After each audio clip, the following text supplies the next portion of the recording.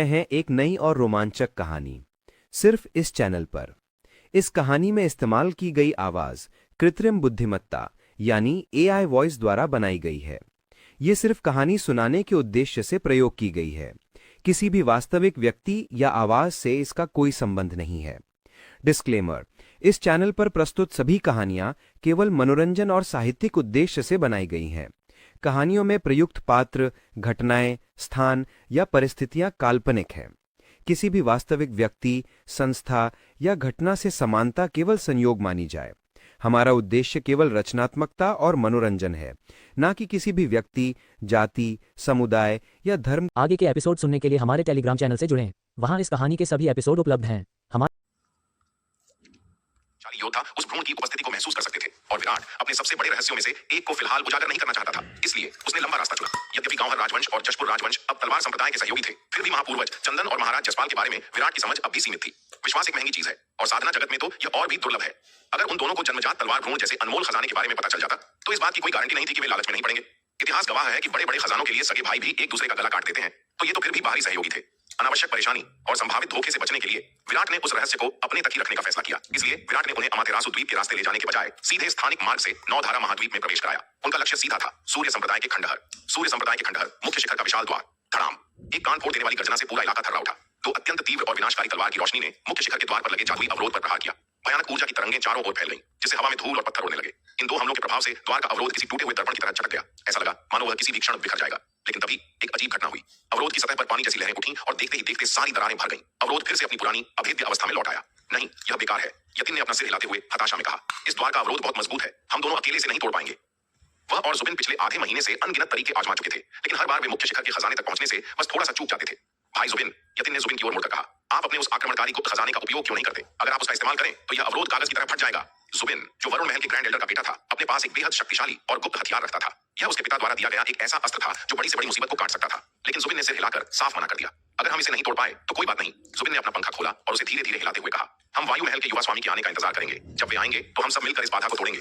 जुबिन की आंखों में एक गहरी गणना थी। सूर्य संप्रदाय के खंडहर यही हैं, कहीं भागे नहीं जा रहे। हमें जरा भी देर नहीं होगी। लेकिन वह गुप्त खजाना मेरा तुर्क का पत्ता है, उसे ऐसे दरवाजे पर बर्बाद करना मूर्खता होगी।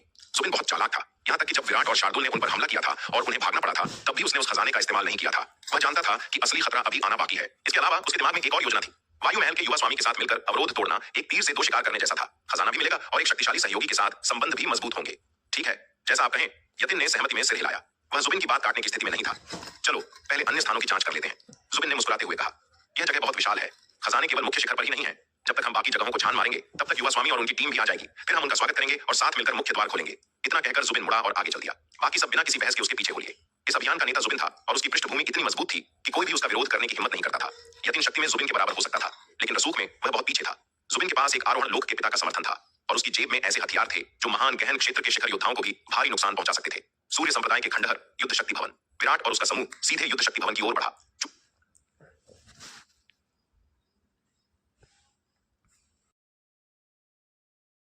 खजाना घाटी को छोड़ना मूर्खता होती, लेकिन जैसे ही वे भवन के अंदर पहुंचे, काले वस्त्रधारी बालक, भवन की आत्मा, ने उन्हें रोक दिया। तुम लोग देर से आए हो, बालक ने सपाट आवाज में कहा। कुछ महीने पहले ही एक समूह ने घाटी में प्रवेश किया था। नियम के अनुसार अब यह घाटी साल के अंत तक बंद रहेगी। यह सुनकर विराट तुरंत समझ गया कि बालक किसका जिक्र कर रहा है। जुबिन और यतिन का समूह। नौधारा महाद्वीप में उनके अलावा और कोई बाहरी व्यक्ति प्रवेश नहीं कर पाया था। धत तेरे की, विराट ने मन ही मन सोचा, वे हमसे बाजी मार ले गए।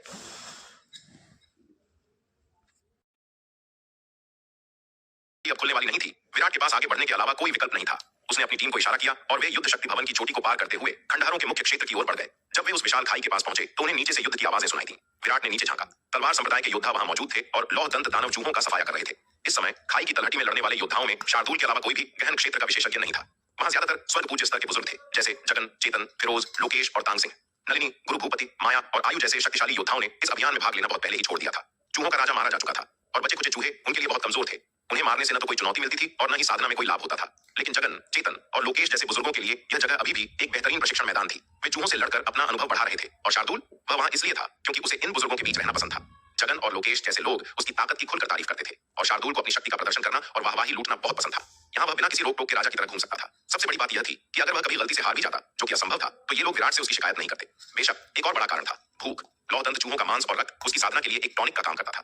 हालांकि उसकी वर्तमान शक्ति के स्तर पर एक दो चूहों से कोई फर्क नहीं पड़ता था, लेकिन यहाँ चूहों की संख्या लाखों में थी और शार्दुल मात्रा में विश्वास करता था। विराट अच्छी तरह जानता था कि इतनी बड़ी संख्या में लौह दंत दानव चूहों को खाने से मिली ऊर्जा शार्दूल के लिए कितनी महत्वपूर्ण थी।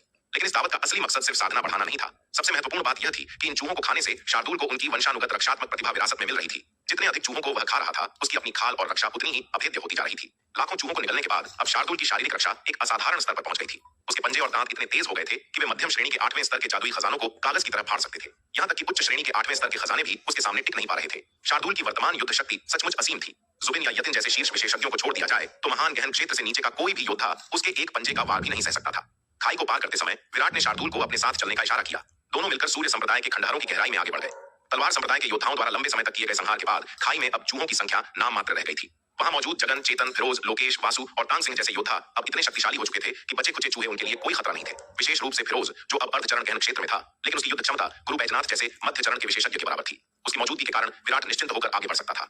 खाई पार करने के बाद समूह खंडहरों के मुख्य रास्ते पर आगे बढ़ा, लेकिन जैसे जैसे वे आगे बढ़े उन्हें निराशा हाथ लगी। रास्ते में जादुई खजानों के कुछ टूटे हुए टुकड़ों और अंधकार दानव कबीले के कुछ शवों के अलावा उन्हें कोई भी साबुत 8वें स्तर का खजाना नहीं मिला। यह स्पष्ट था कि आसानी से मिलने वाले सारे खजाने जुबिन और यतिन पहले ही लूट चुके थे। यह देखकर महापूर्वज चंदन और महाराज जसपाल के चेहरे लटक गए। उन्होंने जिस खजाने से भरी दुनिया की कल्पना की थी, यह उससे बिल्कुल अलग था। केवल विराट ही बिना किसी भेदभाव के खोज में लगा रहा। वह रास्ते में मिलने वाले हर जादुई टुकड़े और दानव शव को इकट्ठा करता जा रहा था। इन टुकड़ों को वह मीनार की आत्मा, हरे वस्त्रधारी बालक को खिला सकता था या मीनार की मरम्मत में इस्तेमाल कर सकता था, और दानव शवों को शक्तिशाली कठपुतलियों में बदला जा सकता था। विराट कुछ भी बर्बाद नहीं करना चाहता था, लेकिन विराट रास्ते में ज्यादा देर नहीं रुका। उसका असली लक्ष्य मुख्य शिखर था। जैसे जैसे वे मुख्य शिखर के करीब पहुंचे, हवा का दबाव बढ़ता गया। अपनी पूरी ताकत लगाने के बावजूद उन्हें पहाड़ की तलहटी तक पहुंचने में काफी समय लग गया। सामने एक विशाल पत्थर का मेहराब था, मुख्य शिखर का प्रवेश द्वार। सब लोग सावधान रहें। जयंत ने मेहराब पर जमी धूल और ऊर्जा की लहरों को देखते हुए चेतावनी दी। इस द्वार की सुरक्षा बहुत सख्त है। अगर गलती से भी किसी ने इसे गलत तरीके से छू लिया तो अंजाम बुरा हो सकता है। हटो, इस बूढ़े को अपनी ताकत आजमाने दो। जयंत की बात खत्म भी नहीं हुई थी कि महापूर्वज चंदन उत्साह में आगे कूद पड़े। यह देखकर महाराज जसपाल का चेहरा थोड़ा लाल हो गया। वह मन ही मन बड़बड़ाए, धिक्कार है, ये बूढ़ा कितना बेशर्म है, मेरा मौका छीन लिया। लेकिन चूंकि चंदन उनसे पहले आगे आ चुके थे, इसलिए जसपाल सबके सामने बहस नहीं कर सकते थे। ताकत के मामले में उनके और चंदन के बीच अभी भी अंतर था। जसपाल अभी लघु गहन क्षेत्र के अंतिम चरण में थे, जबकि चंदन शिखर पर पहुंच चुके थे। एक स्तर का अंतर भी बहुत बड़ा होता है। चंदन ने अपनी सांसें गहरी की और अपनी पूरी शक्ति को अपनी दाहिनी मुट्ठी में केंद्रित किया। खुलो! उन्होंने एक जोरदार गर्जना के साथ मेहराब पर पूरी ताकत से मुक्का मारा। जैसे ही मुक्का मेहराब के पास पहुंचा, वहां हवा में पानी जैसी लहरें उठने लगीं। प्रकाश की एक पारदर्शी परत अचानक प्रकट हो गई। चंदन का मुक्का इस जल समान प्रकाश की परत से टकराया। धड़ाम! एक प्रचंड आवाज हुई, लेकिन दरवाजा नहीं टूटा। इसके बजाय एक अजीब घटना हुई। वह प्रकाश की परत रबर की तरह अंदर दबी और फिर एक भयानक झटके के साथ बाहर की ओर उछली। चंदन के मुक्के की सारी शक्ति और उस अवरोध की अपनी शक्ति मिलकर वापस चंदन पर ही आ गिरी। चंदन को संभलने का मौका भी नहीं मिला। वह किसी टूटी हुई पतंग की तरह हवा में उड़ गए और दर्जनों मील पीछे जाकर धड़ाम से जमीन पर गिरे। उफ! उनके मुंह से खून का फव्वारा फूट पड़ा। वह धूल में लोटपोट हो गए। पूर्वज! यह देखकर इशिका, हरि और विक्रम की सांसें अटक गईं। वे घबराकर चंदन को उठाने के लिए दौड़े। पूर्वज, क्या आप ठीक हैं? इशिका ने कांपती आवाज में पूछा। खांस, खांस, मैं ठीक हूं, मैं ठीक हूं। चंदन ने दर्दनाक खांसी के साथ खून का एक और घूंट थूका और हाथ हिलाया। हालांकि वह कह रहे थे कि वह ठीक है, लेकिन उनका चेहरा कागज जैसा सफेद था। उस अवरोध के झटके ने उनकी पसलियां हिला दी थीं और अंदरूनी चोटें पहुंचाई थीं। जब इशिका और हरि उन्हें सहारा देकर वापस विराट के पास लाए, तो विराट ने बिना कुछ कहे एक गोली निकाली और चंदन की ओर बढ़ा दी। इसे खा लीजिए, विराट ने शांत स्वर में कहा। चंदन ने कांपते हाथों से गोली ली और निगल ली। गोली गले से नीचे उतरते ही चमत्कार हुआ। एक ठंडी और सुखद ऊर्जा उनके शरीर में फैल गई। उनकी टूटी हुई नसें और अंदरूनी चोटें तेजी से भरने लगी। कुछ ही सांसों के भीतर उनका दर्द गायब हो गया और चेहरे पर रंगत लौट आई। चंदन हैरान रह गए। एक लघु गहन क्षेत्र के शिखर स्तर के योद्धा के लिए चोटें भरना आसान नहीं होता। उनका शरीर इतना शक्तिशाली होता है कि साधारण दवाइयां उन पर असर नहीं करती। पूरे गांव राजवंश में ऐसी कोई औषधि नहीं थी जो इतनी गंभीर चोट को पल भर में ठीक कर सके। लेकिन विराट ने इसे ऐसे दिया जैसे यह कोई मामूली टॉफी हो। यह संप्रदाय, चंदन ने मन ही मन सोचा, सचमुच गहराइयों से भरा है। इस चमत्कार ने चंदन के संकल्प को और भी दृढ़ कर दिया। अगर उन्हें और उनका राजवंश को आगे बढ़ना है तो तलवार संप्रदाय का दामन थामे रहना ही एकमात्र रास्ता है। शार्दूल, जाओ और कोशिश करो। विराट ने शार्दूल की ओर मुड़कर आदेश दिया। मुख्य द्वार की सुरक्षा व्यवस्था विराट की कल्पना से कहीं अधिक मजबूत थी। यहाँ तक कि महापूर्वज चंदन जैसा शक्तिशाली योद्धा भी इसे तोड़ने में विफल रहा था। अब वहां उपस्थित लोगों में केवल शार्दूल ही ऐसा था जो शायद इन प्राचीन अवरोधों को तोड़ सकता था। जी स्वामी, शार्दूल ने तुरंत उत्तर दिया। अगले ही पल एक जोरदार गर्जना हुई और शार्दूल का रूप बदलने लगा। देखते ही देखते वह 2 लाख फीट लंबे एक विशाल गाय सफेद बाघ में परिवर्तित हो गया। उसका आकार इतना विशाल था कि उसने आसमान को ढक लिया। उसके शरीर से निकलने वाला भयानक दबाव और प्रचंड क्रूरता देखकर वहां मौजूद हर व्यक्ति का दिल दहल गया। विशेष रूप से महापूर्वज चंदन का चेहरा भय से पीला पड़ गया। उन्होंने शार्दूल को उसकी पूरी शक्ति में पहले कभी नहीं देखा था। उन्होंने सुना था कि यह बाघ शक्तिशाली है, लेकिन यह इतना भयावह होगा इसकी उन्होंने कल्पना भी नहीं की थी। इस विशाल सफेद बाघ के सामने चंदन को लगा कि वह एक चींटी के समान है। उन्हें डर था कि इस जानवर का एक साधारण पंजा भी उन्हें धूल में मिला देगा। दूसरी ओर नलिनी का चेहरा गुस्से और हताशा से लाल हो गया। इस मूर्ख बाघ की ताकत फिर से बढ़ गई थी। नलिनी को अपनी हालिया साधना प्रगति पर काफी गर्व था। उसे लग रहा था कि वह जल्द ही लघु गहन क्षेत्र के शिखर पर पहुंच जाएगी और तब शायद वह इस बाघ को चुनौती दे पाएगी। लेकिन सफेद बाघ से निकलने वाले इस नए और भयानक दबाव को महसूस करते हुए नलिनी को कड़वा सच समझ आ गया। शिखर पर पहुंचने के बाद भी वह इसका मुकाबला नहीं कर पाएगी। क्या मेरी किस्मत में इससे बदला लेना लिखा ही नहीं है? उसके मन में आक्रोश की लहर दौड़ गई। उसी समय सूर्य संप्रदाय के खंडहरों के केंद्र में स्थित एक गुप्त घाटी में जुबिन और यतिन खजाने इकट्ठा कर रहे थे। तभी उन्होंने मुख्य शिखर की दिशा से एक शक्तिशाली ऊर्जा की लहर महसूस की। उन्होंने सिर उठाकर देखा, आसमान में एक विशाल सफेद बाघ की आकृति दिखाई दे रही थी। यह मूर्ख बाघ पिछली बार की लड़ाई से कहीं अधिक शक्तिशाली लग रहा है। जुबिन ने मुख्य शिखर की ओर देखते हुए कहा, फिर एक हल्की मुस्कान के साथ यतिन की ओर मुड़ा। इसकी शक्ति बढ़ गई है, लेकिन हम भी हाथ पर हाथ धरे नहीं बैठे थे। यतिन ने उदासीनता से कहा, अगर हमें उस विशाल सेना के समर्थन के बिना फिर से उससे लड़ना पड़े तो भी मुझे पूरा विश्वास है कि हम मिलकर उसे मार गिरा सकते हैं। खंडहरों में प्रवेश करने के बाद जुबिन और यतिन दोनों को जबरदस्त अवसर मिले थे। युद्ध शक्ति भवन की खजाना घाटी में उन्हें कुछ ऐसे दुर्लभ प्राकृतिक खजाने मिले थे जिनसे उनकी साधना आसमान छू रही थी। अब वे दोनों महान गहन क्षेत्र की दहलीज पर खड़े थे। वे किसी भी समय उस बाधा को पार कर सकते थे, लेकिन वे जल्दबाजी नहीं करना चाहते थे। वे जानते थे कि उनकी नींव जितनी मजबूत होगी, भविष्य में वे उतने ही शक्तिशाली बनेंगे। इसके अलावा उनके हाथों में अब 8वें दर्जे के उच्च गुणवत्ता वाले जादुई हथियार थे। भले ही वे इन हथियारों की पूरी शक्ति का उपयोग नहीं कर सकते थे, लेकिन इनका थोड़ा सा अंश भी तबाही मचाने के लिए काफी था। युवा स्वामी, क्या हमें जाकर उन्हें अभी घेर लेना चाहिए? यतिन की बात सुनकर पास खड़े फारूक ने तुरंत जुबिन से पूछा। फारूक के मन में विराट और तलवार संप्रदाय के लिए सबसे ज्यादा जहर भरा था। विराट के कारण उसने अपनी प्रतिष्ठा खोई थी और भारी नुकसान उठाया था। विराट ने उसका भविष्य लगभग बर्बाद कर दिया था। सौभाग्य से जुबिन के साथ रहकर उसे कुछ अवसर मिले और वह अपनी शक्ति बढ़ा पाया, लेकिन उसकी नफरत कम नहीं हुई थी। जल्दी मत करो, उन्हें थोड़ा और जीने दो। अभी सबसे जरूरी है इस घाटी के खजाने इकट्ठा करना। जुबिन ने अपना हाथ हिलाते हुए फारूक को रोका। इस घाटी में मौजूद खजानों की संख्या और गुणवत्ता जुबिन की उम्मीदों से कहीं ज्यादा थी। यहाँ 8वें दर्जे के मध्यम और उच्च श्रेणी के खजाने भरे पड़े थे, और सबसे बड़ी बात, घाटी के केंद्र में एक अर्धचरण 9वें दर्जे का जादुई खजाना भी था। 9वें दर्जे का खजाना वरुण महल के महागुरु का बेटा होने के बावजूद जुबिन ने इतने सारे खजाने एक साथ कभी नहीं देखे थे। 9वें दर्जे के खजाने तो आरोहण लोक के विशेषज्ञों के लिए भी दुर्लभ होते हैं। वरुण महल जैसी महाशक्ति के पास भी ऐसे खजाने गिने चुने ही थे। जुबिन ने हिसाब लगाया, अगर वह इस घाटी के सभी जादुई खजाने हासिल कर ले तो उसे विराट के टेलीपोर्टेशन व्यूह की भी जरूरत नहीं पड़ेगी। इतने धन और शक्ति के साथ वरुण महल लौटने पर उसके युवा स्वामी उत्तराधिकारी बनने की संभावना 50% से अधिक हो जाएगी। यह संभावना बहुत बड़ी थी। यहाँ आने से पहले उसके पास यह पद पाने का मौका 10% से भी कम था। इसलिए अपनी आंखों के सामने बिखरे इस असीमित खजाने को छोड़कर विराट से लड़ने जाना मूर्खता होगी। जुबिन की नजर में विराट और तलवार संप्रदाय के लोग वैसे भी मरे हुए थे। अगर वे कुछ दिन और जी भी लें तो क्या फर्क पड़ता है? पहले खजाना, फिर बदला। गरज शार्दुल, जो अब 2 लाख फीट लंबे विशाल सफेद बाग में बदल चुका था, ने एक भीषण दहाड़ के साथ अपना विशाल पंजा उठाया। धड़ाम, उसने पूरी ताकत से पर्वत द्वार की बाधा पर प्रहार किया। पूरा पहाड़ इस झटके से बुरी तरह कांप उठा। चटक, वह बाधा जो पानी की लहरों जैसी दिख रही थी, दर्पण की तरह अनगिनत टुकड़ों में चटक गई। लेकिन इससे पहले कि कोई खुशी मना पाता, वे दरारें पलक झपकते ही फिर से भर गईं। यह देखकर शार्दुल और भी उग्र हो गया।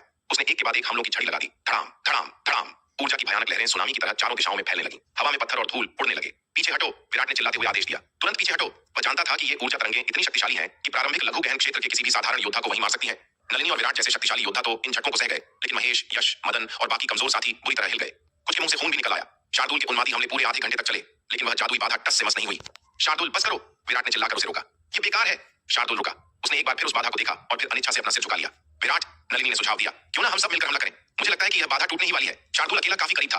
विराट ने कुछ देर सोचा। हम कोशिश करने में कोई हर्ज नहीं है। उसने महेश, यश, मदन और अन्य कमजोर साथियों को दूर हटने का इशारा किया। तुम लोग बहुत दूर चले जाओ। अगर तुम इस विस्फोट की चपेट में आए तो बचोगे नहीं।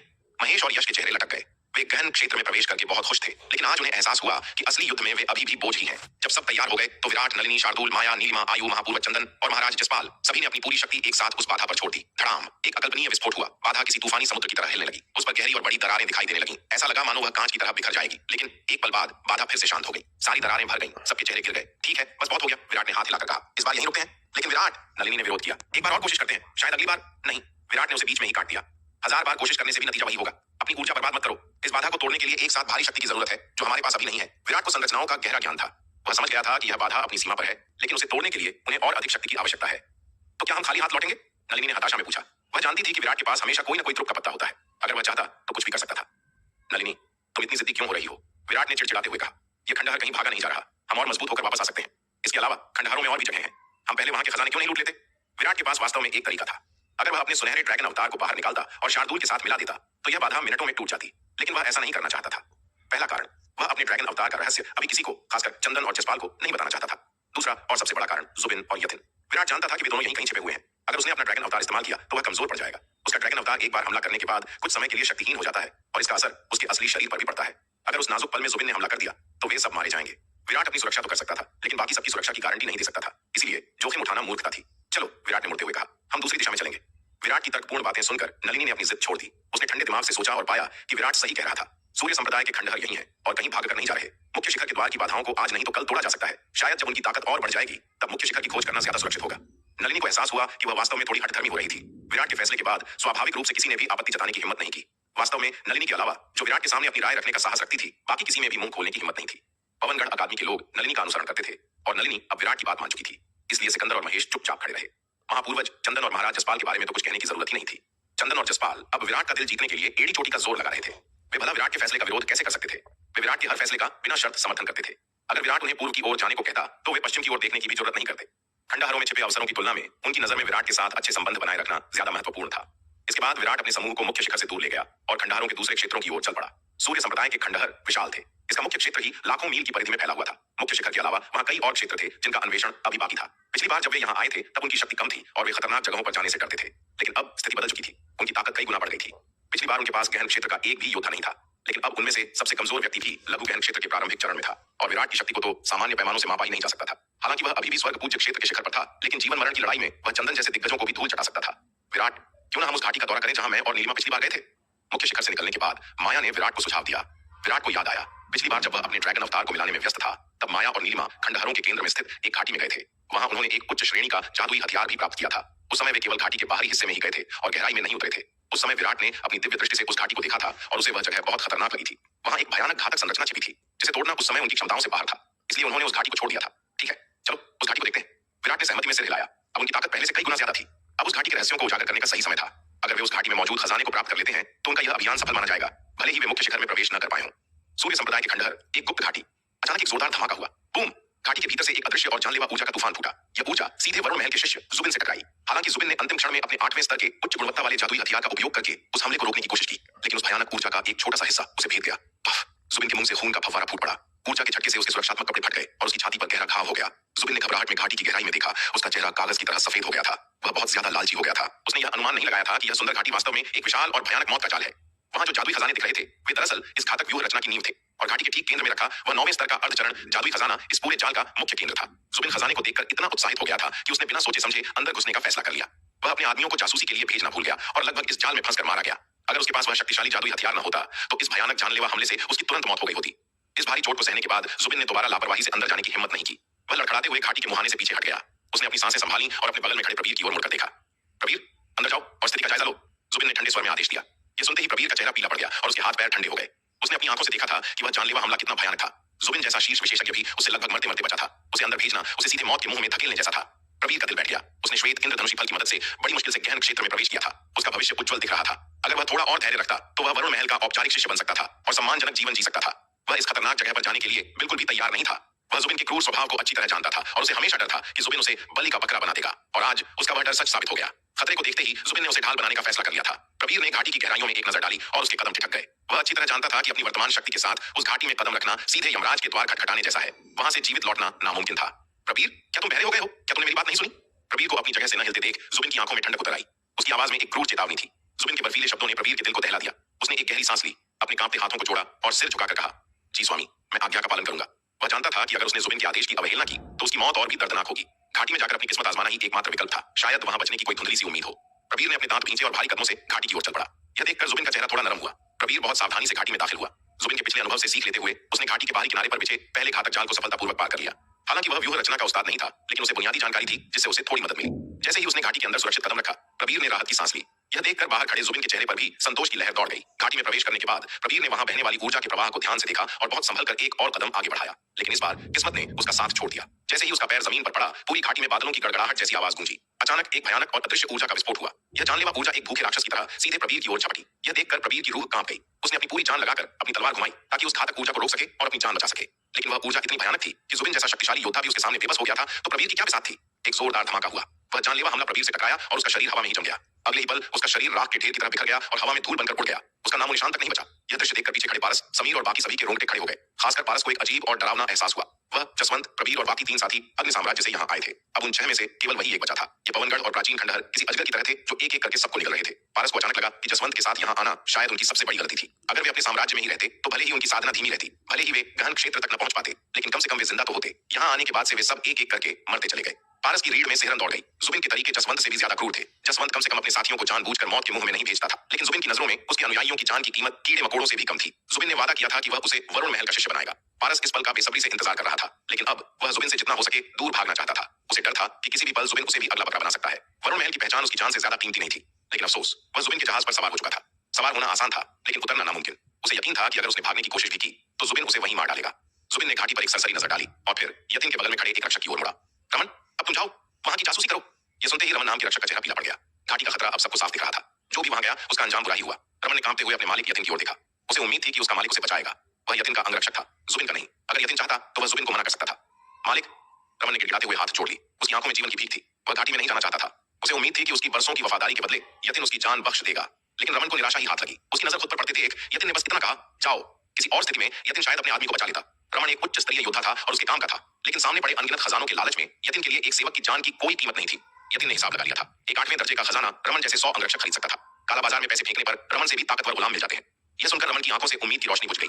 जी मालिक। रमन ने एक गहरी और भारी सांस ली। उसने मुड़कर घाटी की ओर कदम बढ़ा दिए। जुबिन और यतिन जैसे दो राक्षसों के सामने भागने का मतलब था तुरंत मौत। घाटी में जाना ही एकमात्र विकल्प था, शायद वहां बचने का कोई चमत्कार हो जाए। रमन ने सावधानी से उसी रास्ते का अनुसरण किया जिस पर प्रबीर चला था। प्रबीर के बलिदान से रास्ता थोड़ा साफ हो गया था, इसलिए रमन को शुरुआती हिस्से में कोई दिक्कत नहीं हुई। क्योंकि रमन एक उच्च स्तरीय योद्धा था, वह प्रबीर से थोड़ा और आगे जाने में सफल रहा। जब उसने घाटी के भीतर कुछ घातक जालों को सक्रिय किया तो अपनी ताकत के बल पर वह शुरुआती हमलों से बच गया। उसके द्वारा सक्रिय किए गए हमले जुबिन वाले हमले से थोड़े कमजोर थे। यह देखकर जुबिन के चेहरे पर एक क्रूर मुस्कान आ गई। उसने प्रबीर और रमन को मौत के मुंह में इसलिए भेजा था ताकि वह इस घातक व्यूह रचना की असली प्रकृति को समझ सके। हर मौत उसे इस जाल को तोड़ने के करीब ले जा रही थी। जुबिन भले ही व्यूह रचनाओं का उस्ताद नहीं था और सीधे तौर पर उस घातक जाल की कमजोरियां नहीं देख सकता था, लेकिन वह मूर्ख नहीं था। उसने अपने आदमियों को जानबूझकर मौत के मुंह में भेजा ताकि वे उस जाल को सक्रिय करें। जब ऊर्जा का प्रवाह सक्रिय होता तो वह उसे ध्यान से देखता और समझता कि यह जाल कैसे काम करता है। रमन ने भी कुछ बार घातक इरादों को सक्रिय किया था। हर विस्फोट के साथ जुबिन को उस जाल की संरचना थोड़ी थोड़ी समझ आ रही थी। अगर रमन थोड़ी देर और टिक जाता तो शायद जुबिन उस जाल को भेदने का तरीका खोज लेता, लेकिन तभी घाटी से एक भयानक गर्जना हुई। एक और अदृश्य जानलेवा ऊर्जा का विस्फोट हुआ। धड़ाम। रमन इस बार बच नहीं पाया। उस भयानक शक्ति ने उसे पल भर में कुचल दिया और वह हवा में धूल बनकर उड़ गया। यह देखकर जुबिन की आंखें गुस्से से लाल हो गईं। बेकार जगह, उसने चिल्लाते हुए कहा। रमन की मौत से उसे थोड़ा ज्ञान तो मिला था, लेकिन वह काफी नहीं था। अब तक उसने जो समझा था उससे वह केवल घाटी के बाहरी घेरे को तोड़ सकता था और कुछ 8वें दर्जे के खजाने पा सकता था, लेकिन केंद्र में रखा वह अर्धचरण 9वें स्तर का खजाना अभी भी उसकी पहुंच से बाहर था। वह खजाना इस पूरे जाल का दिल था और उसे पाने के लिए पूरे जाल को तोड़ना जरूरी था। जुबिन अपने आदमियों को दोबारा जांच के लिए भेजने ही वाला था कि उसे अचानक कुछ महसूस हुआ। उसने तुरंत घाटी के प्रवेश द्वार की ओर देखा। उसकी आंखें सिकुड़ गईं। लोगों का एक समूह घाटी के प्रवेश द्वार पर खड़ा था। क्योंकि इस प्राचीन खंडहर में दबाव बहुत ज्यादा था, इसलिए किसी की भी मानसिक चेतना ज्यादा दूर तक काम नहीं करती थी। इसके अलावा जुबिन और उसका समूह घाटी पर इतना केंद्रित था कि उन्होंने नए आगंतुकों को तब तक नहीं देखा जब तक वे बिल्कुल पास नहीं आ गए। विराट और उसका समूह भी जुबिन और यतिन को वहां देखकर हैरान रह गया। सूर्य संप्रदाय के खंडहर इतने विशाल थे कि उन्होंने सोचा भी नहीं था कि वे फिर से इन दुश्मनों से टकरा जाएंगे। वाह, क्या किस्मत है, जुबिन ने विराट और उसके साथियों को घूरते हुए कहा। उसकी आंखों में एक खतरनाक चमक आ गई थी। तुम लोग स्वर्ग का रास्ता छोड़कर नरक के द्वार पर खुद चलकर आए हो। मैं तो तुम्हें ढूंढने भी नहीं आया था और तुम खुद अपनी मौत बनकर आ गए। जुबिन के लिए यह एक सुनहरा मौका था। वह घाटी के जाल को जांचने के लिए चारे की कमी महसूस कर रहा था और अब उसके सामने चारे का पूरा समूह खड़ा था। अरे, क्या ये वही दो पराजित दुष्ट नहीं है जिन्हें कुछ दिन पहले बाघ स्वामी ने धूल चटाई थी? तभी शार्दुल, भक्षक बाघ, जोर से हंसा। वह अपनी मस्ती में झूमता हुआ जुबिन और यतिन की ओर बढ़ा। तुम दोनों डरपोक कायर जो केवल भागना जानते हो, ऐसी धमकियां देकर किसे डराना चाहते हो? शार्दुल ने अपना विशाल मासूम सा दिखने वाला सिर टेढ़ा किया और उन्हें तिरस्कार भरी निगाहों से देखा। अरे, तुम दोनों निकम्मे, जल्दी करो और बाघ स्वामी के लिए इस घाटी से सारे खजाने निकाल लाओ। उन्हें दोनों हाथों से मुझे भेंट करो। अगर तुम मुझे खुश कर सको तो शायद मैं आज तुम्हें जाने दूं। शार्दुल ने अपनी ठुड्डी ऊपर उठाकर अकड़ते हुए कहा। यह सुनकर जुबिन और यतिन के चेहरे गुस्से से काले पड़ गए। पिछली बार वे विराट के जाल में फंसकर बुरी तरह अपमानित हुए थे और अब यह मूर्ख बाघ सबके सामने उनके घावों पर नमक छिड़क रहा था। जुबिन और यतिन जैसे अहंकारी योद्धा इस अपमान को कैसे सहन कर सकते थे? मूर्ख बाघ, तू मौत को दावत दे रहा है, जुबिन ने बर्फीली आवाज में कहा। धिक्कार है, तू बाघ स्वामी से तमीज से बात कर, शार्दुल ने भी गुर्राते हुए जवाब दिया। लगता है तेरे पिछले घाव भर गए हैं, इसलिए तू दर्द भूल गया है। मर जा। जुबिन का सब्र टूट गया। वह एक भयानक गर्जना के साथ आगे बढ़ा। उसने अपनी लंबी तलवार घुमाई और शार्दुल पर एक घातक वार किया। उसी पल यतिन ने भी हमला कर दिया। तो बेहद तेज और विनाशकारी तलवार की रोशनी बिजली की तरह शार्दुल की ओर लपकी। बूम! एक कान फोड़ देने वाला धमाका हुआ। ऊर्जा की भयानक लहरें चारों ओर फैल गईं। गनीमत थी कि इस दुनिया का दबाव भारी था जिसने विस्फोट के दायरे को सीमित कर दिया, वरना वहां मौजूद फेइचेन और अन्य कमजोर योद्धा इस झटके से ही मारे जाते। लेकिन शार्दुल, वह पूरी तरह से स्तब्ध रह गया। उसे लगा था कि अपनी नई शक्ति के साथ वह इन दोनों को आसानी से मसल देगा। आखिर जब वह कमजोर था तब भी वह यतिन के बराबर था। अब तो वह एक स्तर ऊपर था, लेकिन उसने यह अनुमान नहीं लगाया था कि जुबिन और यतिन के पास अब 8वें दर्जे के उच्च गुणवत्ता वाले जादुई हथियार हैं। ये हथियार शार्दुल के लिए सबसे बड़ा खतरा थे। पिछली बार यतिन के पास केवल मध्यम श्रेणी का हथियार था, लेकिन अब उसके हाथ में उच्च श्रेणी का हथियार था जिसकी शक्ति कई गुना ज्यादा थी। शार्दुल ने अपनी खाल को लाखों चूहों के खून से फौलाद बना लिया था, फिर भी उन दो तलवारों ने उसके शरीर पर दो गहरे और भयानक खूनी घाव कर दिए। खून का फव्वारा फूट पड़ा और शार्दुल दर्द से कराह उठा। यह देखकर विराट का चेहरा तुरंत बदल गया। वह समझ गया कि स्थिति उम्मीद से ज्यादा खतरनाक है। नलिनी, सबको लेकर तुरंत पीछे हटो, विराट ने गंभीर आवाज में आदेश दिया। शुरुआत में विराट को लगा था कि वह इन दोनों से नहीं डरता, लेकिन अब उन नए हथियारों की चमक देखकर उसे एहसास हुआ कि यह लड़ाई आसान नहीं होगी। जुबिन और यतिन के तलवार के वार की शक्ति देखने के बाद विराट को एहसास हुआ कि उसने उन्हें कम आंका था। इस दौरान न केवल शार्दुल और विराट की ताकत बढ़ी थी, बल्कि उनके दुश्मन भी पीछे नहीं रहे थे। सूर्य संप्रदाय के खंडहरों में जुबिन और यतिन को स्पष्ट रूप से कुछ बड़े खजाने मिले थे। उनके हाथों में अब 8वें दर्जे के उच्च स्तरीय जादुई खजाने थे। ऐसे हथियारों के साथ जुबिन या यतिन अकेले ही शार्दुल को टक्कर दे सकते थे, और अगर वे दोनों एक साथ आ जाएं तो शार्दुल का हारना तय था। स्थिति की गंभीरता को समझते हुए विराट ने तुरंत नलिनी को आदेश दिया कि वह सबको लेकर पीछे हट जाए। विराट, हम पीछे हट रहे हैं, नलिनी ने चिंता से पूछा। लेकिन तुम्हारा क्या? तुम क्या करने वाले हो? वह विराट का इशारा समझ गई थी। वह चाहता था कि बाकी लोग सुरक्षित निकल जाएं, जबकि वह और शार्दुल वहीं रुककर दुश्मनों को रोके। क्या यह पूछने का समय है? विराट ने झुंझलाते हुए कहा। मैं पीछे रहकर सुरक्षा संभालूंगा। बकवास बंद करो और बस जाओ। नलिनी का चेहरा गुस्से से लाल हो गया। इस लड़के की हिम्मत कैसे हुई? उसने सोचा। वह पवनगढ़ अकादमी की एक सम्मानित महल प्रमुख थी और विराट एक मामूली बाहरी शिष्य। उसे आदेश देने का साहस यह कैसे कर सकता है? लेकिन नलिनी समझदार थी। वह जानती थी कि यह अहंकार दिखाने का समय नहीं है। उसने अपना गुस्सा पी लिया। विराट, उसने अपनी खूबसूरत आंखों से उसे घूरते हुए कहा, क्या तुम सच में इनसे निपट सकते हो? ज्यादा हीरो मत बनना, वरना यहीं मारे जाओगे। हीरो? विराट ने उसे ऐसे देखा जैसे वह कोई मजाक कर रही हो। मैं तुम्हें इसलिए भेज रहा हूं क्योंकि तुम मेरे रास्ते में आ रही हो। तुम लोगों के रहते मैं खुलकर लड़ नहीं पाऊंगा। नलिनी का खून खौल उठा। इस लड़के का घमंड तो देखो। जाना चाहते हो? सपने देखना बंद करो। तभी जुबिन की डरावनी आवाज गूंजी। आज यहां से कोई जिंदा नहीं जाएगा।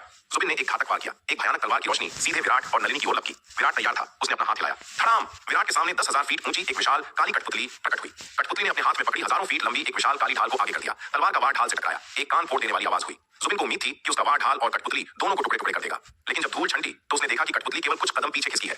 ढाल पर एक खरोंच भी नहीं आई थी। जुबिन की आंखें हैरानी से फैल गईं। यह ढाल, उसने बुदबुदाया, ये कोई साधारण धातु नहीं है, ये मेरे 8वें दर्जे के हथियार को झेल सकती है। जुबिन का लालच और बढ़ गया। विराट के पास जितने ज्यादा खजाने होंगे, उसे मारने के बाद उतना ही ज्यादा माल मिलेगा। मर जा, जुबिन ने फिर से हमला किया। दूसरी ओर शार्दुल, सफेद बाघ, विराट की मदद करना चाहता था, लेकिन यतिन ने उसे उलझा रखा था। वह लाचारी से गुर्रा रहा था। विराट ने फिर से अपना हाथ हिलाया। इस बार उसके सामने 9 और विशाल कठपुतलियां प्रकट हो गईं। ये सभी अर्धचरण गहन क्षेत्र के अंधकार दानवों के शवों से बनी थी। विराट ने इन्हें प्राचीन आभा से और भी मजबूत बना दिया था। 10 कठपुतलियों ने मिलकर एक रक्षात्मक व्यूह बनाया। सबसे आगे वाली कठपुतली के पास वह काली दानव ढाल थी, जो मूल रूप से एक अर्धचरण 9वें दर्जे का खजाना था। भले ही इसकी जादुई शक्ति खत्म हो गई थी, लेकिन इसका पदार्थ इतना सख्त था कि जुबिन का हथियार भी इसे काट नहीं सकता था। यह देखकर नलिनी ने राहत की सांस ली। इन कठपुतलियों की रक्षात्मक शक्ति अद्भुत है, उसने सोचा। जब तक ये विराट के पास है, वह सुरक्षित रहेगा। वह जानती थी कि अब वहां रुकना विराट के लिए बोझ बनने जैसा होगा। पीछे हटो, नलिनी ने चिल्लाकर अपने समूह को आदेश दिया। सब मेरे पीछे आओ।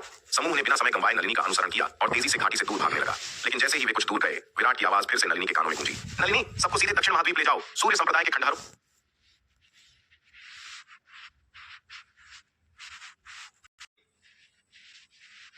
कह रहा है तो इसका मतलब साफ था।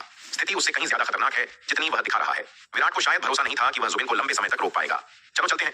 अंततः नलिनी ने बिना किसी हिचकिचाहट के अपने साथियों से दृढ़तापूर्वक कहा। उसकी आवाज में एक कठोर निर्णय था। वह समझ गई थी कि इस समय उसका और उसके साथियों का सुरक्षित निकल जाना ही विराट के लिए सबसे बड़ी मदद होगी। अगर वे यहाँ रुके तो वे विराट की ताकत नहीं, बल्कि उसकी कमजोरी बन जाएंगे। विराट को उनकी चिंता में अपनी सुरक्षा के साथ समझौता करना पड़ेगा। नलिनी विराट की सुरक्षा को लेकर बहुत चिंतित थी।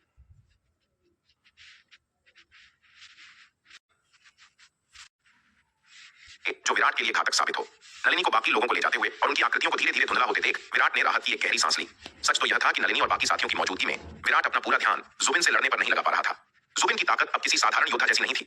अगर वह विराट की रक्षा पंक्ति को भेदने में सफल हो जाता, तो वह नलिनी या किसी और को बंधक बनाकर विराट को घुटने टेकने पर मजबूर कर सकता था। जुबिन की वर्तमान शक्ति और उसके हाथ में मौजूद 8वें दर्जे के उच्च स्तरीय जादुई हथियार ने उसे रक्तदेव महल के उस भयानक रक्त नेत्र राक्षस जितना ही खतरनाक बना दिया था। बिना किसी सेना या बाहरी समर्थन के नलिनी जैसी शक्तिशाली योद्धा के लिए भी इस युद्ध में शामिल होना मौत को दावत देने जैसा था। विराट ने मन ही मन अपनी नई कठपुतलियों का धन्यवाद किया। उसने हाल ही में एक अर्धचरण गहन क्षेत्र के अंधकार दानव के शव का उपयोग करके ये दर्जन भर शक्तिशाली कठपुतलियां बनाई थीं। अगर ये न होती तो आज जुबिन और यतिन का सामना करना उसके लिए लगभग असंभव होता। नलिनी और तलवार संप्रदाय के सदस्यों को दूर जाते देख जुबिन की आंखों में अंधेरा छा गया। उसका शिकार उसके हाथ से फिसल रहा था। तुम कहीं नहीं जा सकते। जुबिन ने अपनी लंबी तलवार लहराई और एक विनाशकारी प्रहार किया। तलवार की एक अत्यंत तीव्र रोशनी सीधे उन 10 कठपुतलियों की ओर लपकी जो विराट के सामने दीवार बनकर खड़ी थीं। उसका इरादा उस रक्षा व्यूह को तोड़कर भागते हुए लोगों पर हमला करना था। यह देखकर विराट की आंखों में एक चमक आ गई। उसने तुरंत अपनी मानसिक शक्ति से युद्ध व्यूह में बदलाव किया। सबसे आगे खड़ी कठपुतली, जिसके हाथ में वह विशाल काली ढाल थी, तुरंत आगे बढ़ी और जुबिन के हमले के सामने चट्टान की तरह खड़ी हो गई। एक जोरदार धमाका हुआ। जुबिन की तलवार की भयानक ऊर्जा उस विशाल काली राक्षसी ढाल से टकराई। टक्कर इतनी जबरदस्त थी कि पूरा युद्ध व्यूह कांप उठा, लेकिन ढाल पर एक खरोंच भी नहीं आई। सुरक्षा पंक्ति अभेद्य रही। यह देखकर जुबिन का चेहरा उतर गया। व्यक्तिगत रूप से देखा जाए तो ये कठपुतलियां उसके लिए कोई बड़ी चुनौती नहीं थी, लेकिन जब ये 10 कठपुतलियां एक साथ मिल जाती थीं, तो उनकी शक्ति कई गुना बढ़ जाती थी। और सबसे बड़ी मुसीबत थी वह काली ढाल।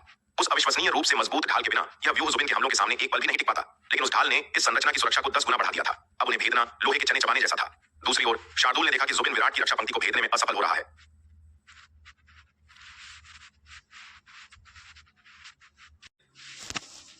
और जमा दी। गरज! शार्दुल दहाड़ा और पल भर में सैकड़ों फीट लंबे एक सफेद विशालकाय बाघ में बदल गया।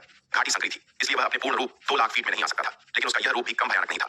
अब जब नलिनी और बाकी लोग जा चुके थे, उसे किसी को चोट लगने की चिंता नहीं थी। शार्दुल हवा में उछला और उसके विशाल पंजे यतिन के सिर की ओर झपटे। शूश! भीषण युद्ध के बीच यतिन समय रहते पूरी तरह बच नहीं पाया। शार्दुल के पंजे उसके शरीर को छूकर निकले। खचाक! यतिन के शरीर पर एक गहरा घाव हो गया। उसी समय यतिन की तलवार भी शार्दुल पर पड़ी, जिससे बाघ के विशाल शरीर पर एक भयानक खून से लथपथ घाव बन गया। लेकिन शार्दुल की पुनर्जीवन क्षमता अद्भुत थी। हालांकि घाव गहरा था, लेकिन कुछ ही सांसों में वह पूरी तरह भर गया, मानो कभी लगा ही न हो। लेकिन यतिन के साथ ऐसा नहीं था। उसकी शारीरिक क्षमता इतनी चमत्कारी नहीं थी। यतिन तेजी से पीछे हटा। अपने सामने खड़े उस विशाल सफेद बाघ को देखकर उसके चेहरे का रंग उड़ गया। बाघ के पंजे अविश्वसनीय रूप से तेज थे। यतिन ने जो सुरक्षात्मक कवच पहना था, वह एक उच्च श्रेणी का 8वें दर्जे का जादुई खजाना था। उसे यकीन नहीं हो रहा था कि इस बाघ के पंजे ऐसे कवच को भी भेद सकते हैं। पहले यतिन ने शार्दुल को गंभीरता से नहीं लिया था, क्योंकि उसे अपने नए हथियारों पर भरोसा था। लेकिन अब स्थिति बदल चुकी थी। पिछली बार जब वे लड़े थे, यतिन के पास केवल मध्यम श्रेणी के हथियार थे। अब उसके पास खजाना था, लेकिन बाघ भी पहले से कहीं ज्यादा खतरनाक हो चुका था। यतिन ने देखा कि उसके 8वें दर्जे के सर्वोच्च हथियार से बाघ को जो नुकसान हो रहा था, वह उम्मीद से कम था। बाघ का शरीर फौलाद का बना था और उसकी रिकवरी स्पीड डरावनी थी। यतिन ने एक गहरी सांस ली। उसका चेहरा गंभीर हो गया। मैं इस जानवर को कम आंकने की गलती नहीं कर सकता, उसने सोचा। बूम! यतिन अभी संभल ही रहा था कि शार्दुल ने फिर से हमला कर दिया।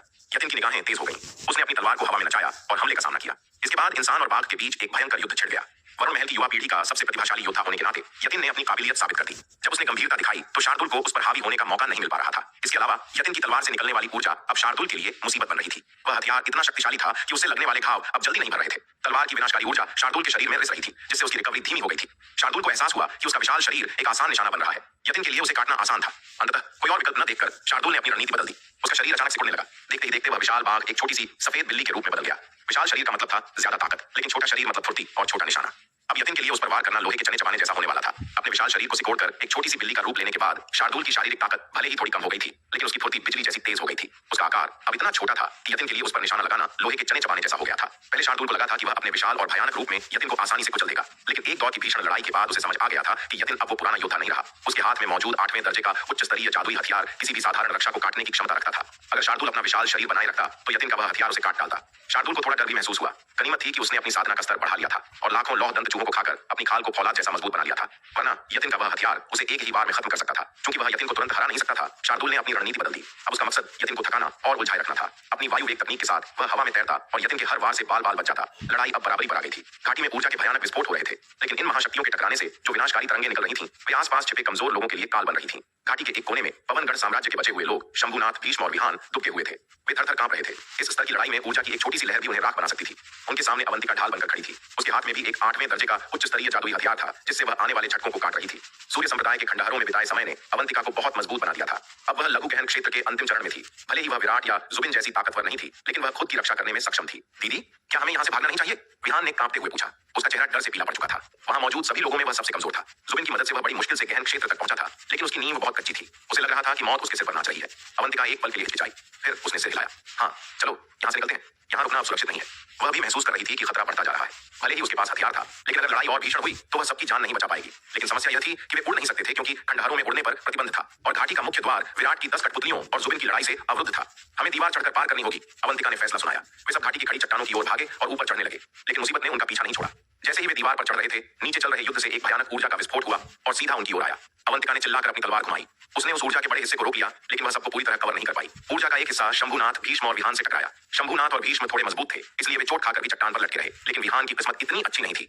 विहान के मुंह से खून का फव्वारा फूटा। उसका संतुलन बिगड़ा और वह चट्टान से सीधा नीचे खाई की ओर गिरने लगा। विहान! अवंतिका घबराकर चिल्लाई और उसे पकड़ने के लिए हाथ बढ़ाया, लेकिन ठीक उसी पल नीचे से एक और भयानक झटका आया। अवंतिका का चेहरा सख्त हो गया। उसके पास दो ही रास्ते थे, या तो वह विहान को बचाने की कोशिश करती और खुद मरती, या अपनी जान बचाती। उसने पलक झपकते ही अपनी तलवार घुमाई और खुद को बचाया। नीचे गिरते हुए विहान का शरीर उस दूसरी ऊर्जा लहर की चपेट में आ गया। एक धमाके के साथ उसका शरीर हवा में ही बिखर गया। उसे बचने का कोई मौका नहीं मिला। पवनगढ़ साम्राज्य का एक और राजकुमार विहान इस वीरान घाटी में एक गुमनाम मौत मारा गया। ये देखकर अवंतिका की आंखों के सामने अंधेरा छा गया। विहान उसका चचेरा भाई था और वे एक दूसरे के करीब थे, लेकिन शोक मनाने का समय नहीं था। अवंतिका, चलो यहाँ से निकलो, शंभुनाथ ने डरते हुए चिल्लाया। उसे विहान की मौत से ज्यादा अपनी जान की फिक्र थी। अवंतिका ने अपने दांत खींचे और गुस्से को पी गई। चलो, वह शंभुनाथ और भीष्म को खींचते हुए तेजी से ऊपर चढ़ी और अंततः घाटी के शिखर पर सुरक्षित पहुंच गई। सुरक्षित होने के बाद अवंतिका ने नीचे झांका।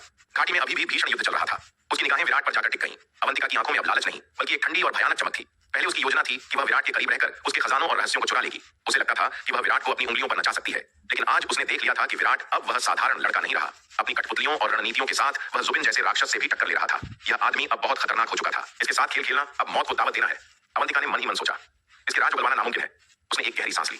अब एक ही रास्ता बचा है, मुझे किसी भी कीमत पर विराट को खत्म करना होगा। इससे पहले कि वह और ताकतवर बने, उसका मरना जरूरी है। चलो चलें।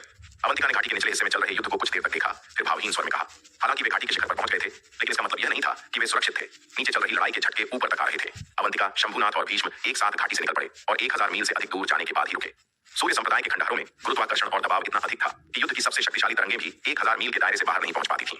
बाहरी दुनिया में जुबिन और विराट जैसे योद्धाओं की लड़ाई लाखों मील के इलाके को तबाह कर सकती थी, लेकिन यहाँ नियम अलग थे। हालांकि वे सुरक्षित दूरी पर थे, लेकिन वे बहुत दूर जाने की हिम्मत नहीं कर रहे थे। आखिर में उन्हें अभी भी जुबिन और यतिन के सहारे की जरूरत थी। पवनगढ़ राजवंश अब इतना कमजोर हो चुका था कि वह अकेले तलवार संप्रदाय का मुकाबला नहीं कर सकता था। अवंतिका, क्या तुम्हें लगता है कि युवा स्वामी जुबिन और राजकुमार यतिन जीत पाएंगे? शंभुनाथ ने चिंता से पूछा। उसका चेहरा पीला पड़ गया था। सच तो यह था कि शंभुनाथ अब तलवार संप्रदाय से बुरी तरह डरने लगा था। कुछ साल पहले तक तलवार संप्रदाय और पवनगढ़ अकादमी मिलकर भी शाही परिवार के सामने टिक नहीं पाते थे, लेकिन अब कुछ ही वर्षों में तलवार संप्रदाय एक ऐसा विशालकाय संगठन बन गया था जिसके सामने पवनगढ़ शाही परिवार को सिर झुकाना पड़ रहा था। शंभुनाथ ने अपनी आंखों के सामने अपने राजवंश को बिखरते देखा था। उसकी कुलीन सेना लगभग खत्म हो चुकी थी। उसके सारे राजकुमार और वंशज एक एक करके मारे जा चुके थे। अब तो सम्राट विजय भी उस घाटी में मारा जा चुका था। शंभुनाथ के अंदर अब लड़ने की हिम्मत नहीं बची थी। वह बस अपनी जान बचाना चाहता था। उसे डर था कि अगर उसने विराट से और दुश्मनी मोल ली तो उसका भी वही हश्र होगा जो बाकी सबका हुआ है। चिंता मत कीजिए पूर्वज, अवंतिका ने शांत भाव से कहा, लेकिन उसकी आवाज में थोड़ी अनिश्चितता थी। जुबिन और यतिन की शक्ति के साथ जीत बस कुछ ही समय की बात है। क्या आपने नहीं देखा कि वह मूर्ख बाघ और विराट पहले से ही कमजोर स्थिति में थे? तर्क के हिसाब से विराट की हार तय थी। विराट अपनी 10 कठपुतलियों के सहारे जुबिन को रोक तो रहा था, लेकिन जुबिन की ताकत के सामने वह ज्यादा देर नहीं टिक सकता था। वही हाल शार्दुल का था। यतिन का 8वें स्तर का उच्च हथियार धीरे धीरे शार्दुल को कमजोर कर रहा था, लेकिन यह विराट था।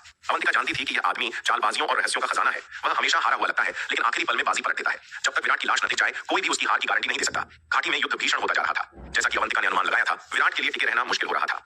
10 कठपुतलियों और काली दानव ढाल ने एक मजबूत रक्षा बनाई थी, लेकिन उन्हें नियंत्रित करने में विराट की बहुत ज्यादा ऊर्जा खर्च हो रही थी। उसकी मानसिक शक्ति और आंतरिक ऊर्जा दोनों तेजी से कम हो रही थी।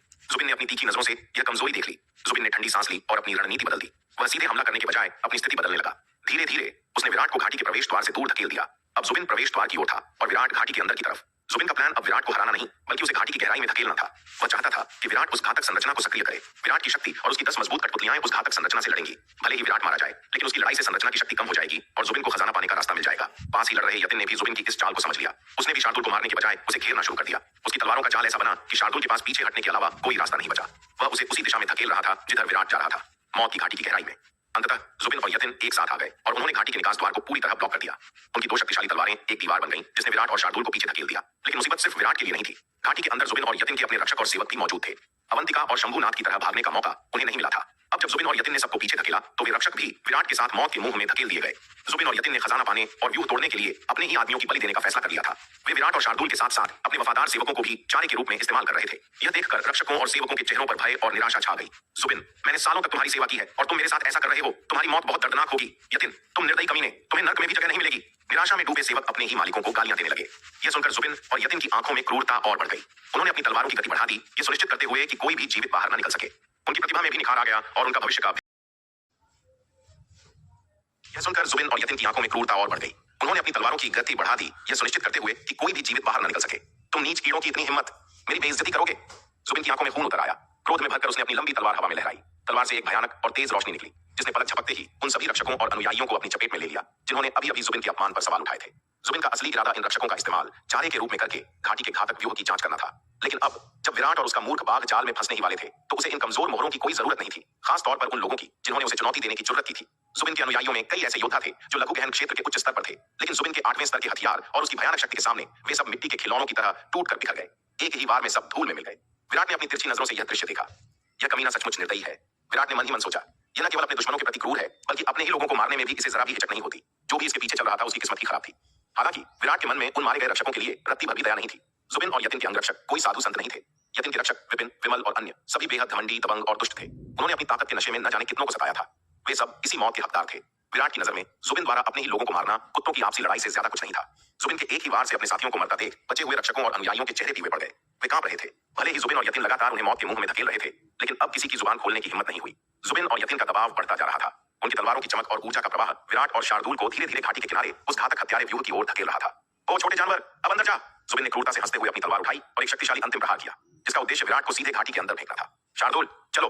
विराट ने तुरंत अपनी 10 कठपुतलियों को नियंत्रित किया और शार्दुल को इशारा किया। विराट के बोलते ही वह विशालकाय बाघ, जो अब एक छोटी बिल्ली के रूप में था, बिजली की गति से उछला और विराट के कंधे पर जा बैठा। उसी क्षण विराट ने खुद को पीछे की ओर धकेला और घाटी के भीतर स्थित उस भयानक घातक घेरे में कूद गया।